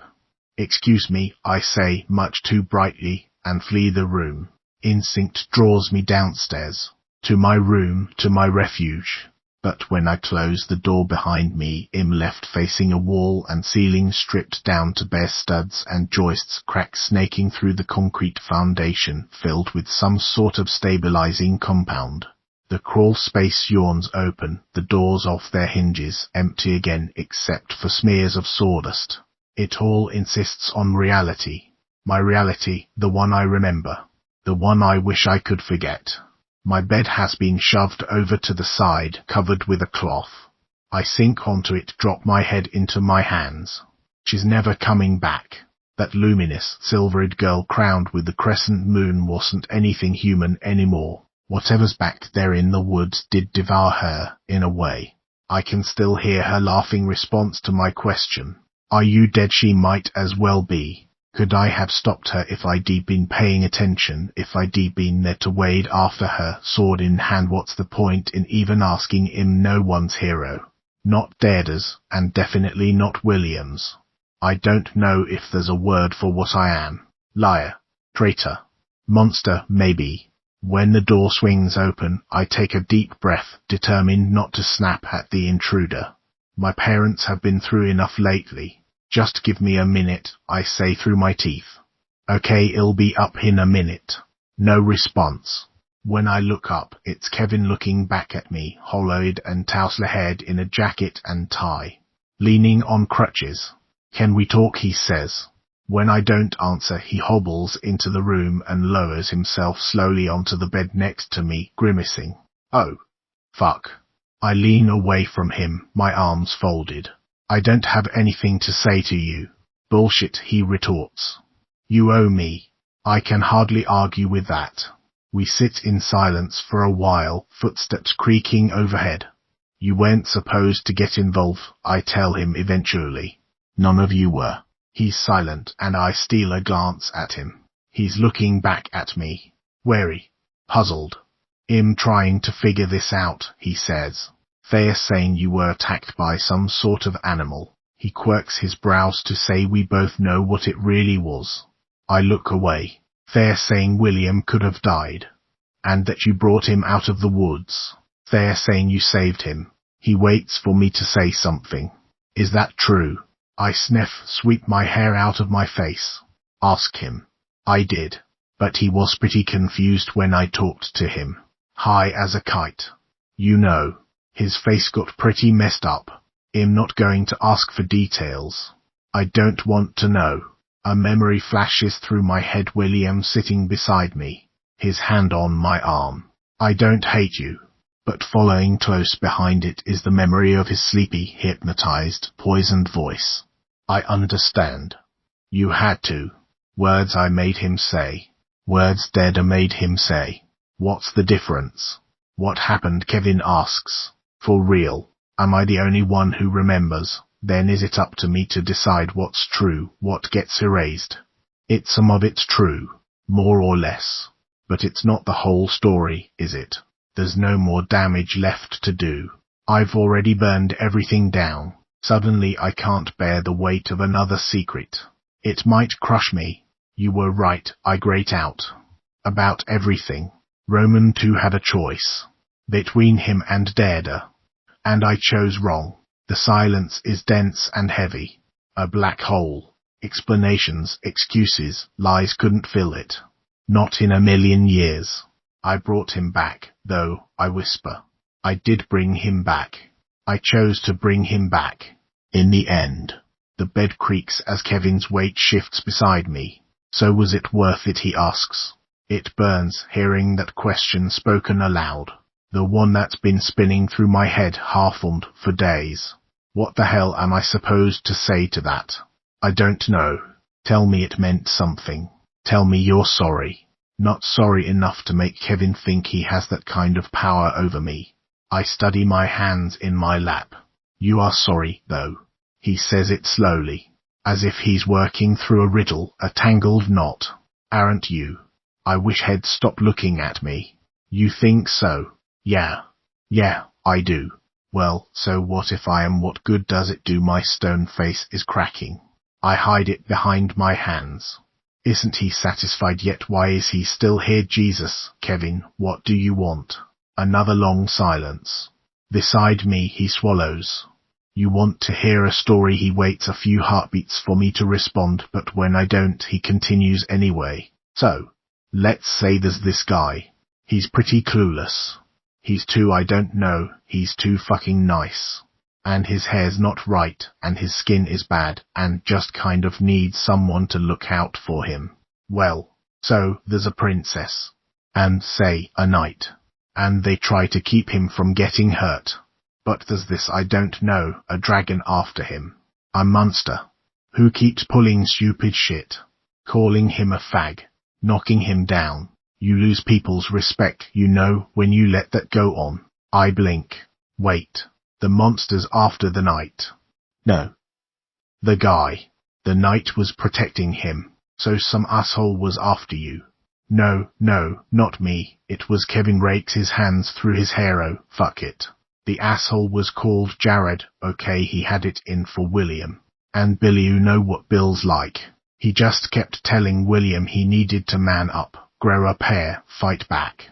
Blah fucking blah. Except William wouldn't kick a dog if it bit him. So, someone had to fight back. Right. So our asshole Jared was going out with Fi's girl. And he was in, like, sloppy, ridiculous, puppy dog love with her. It was pretty nauseating, actually. So I told Sophie I saw this girl hooking up with someone else at a party. Someone I didn't know, conveniently, one of Dave Jablonski's friends. Sophie trusts me. It got around. And when Jared heard, of course he believed it. Because, you know, asshole. They had this big dramatic breakup.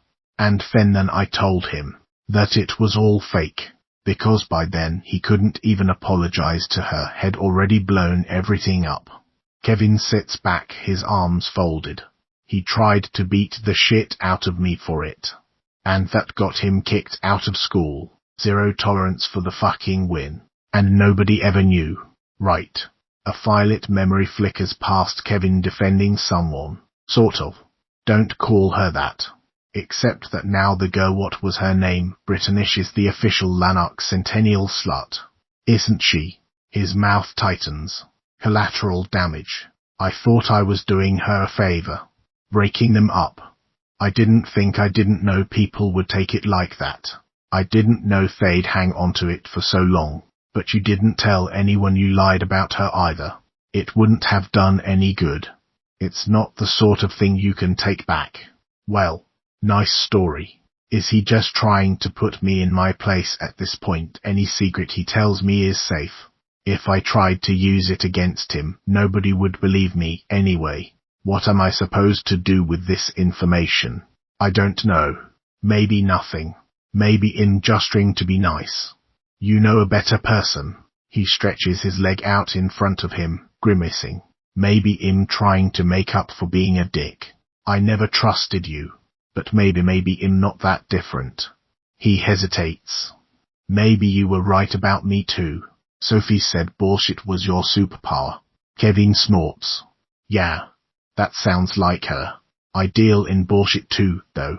Would you do it, Kevin, for real? My question is soft, but it nettles him into a glare. I told you, he says, I was protecting William. He was your collateral damage, wasn't he? I know how to take a punch. I don't flinch, I don't let up. Who told you that was your job? Who signed you up for that? Why the hell does that matter? Nobody else was doing it. I took care of it. But why like that? Because, okay, he draws a breath, lowers his voice. Just because. Because reasons. Because you could, I whisper. Because you wanted to. We stare at each other. Recognition. It's ashy and awful. I'm the one who looks away first. So now what? How should I know I won't mess with you if you don't mess with me? And stay the hell away from my friends. That's not what I meant. I clench my fists in my lap. I just thought, do you go on? You know when you know how far y'all go. His turn to look away. I have a choice, don't I? Am pleading. I can't help it. I came back. I did. So how do I stop? How do I not be this person anymore? Kevin grabs his crutches, lurches to his feet. If there's a secret to it, he says, let me know. When I walk into school, my shoulders hunched, I part the crowds with a wedge of sharp-edged silence, leaving whispers and stares in my wake. Sophie hobbles past, leaning on a cane, without so much as looking at me. When someone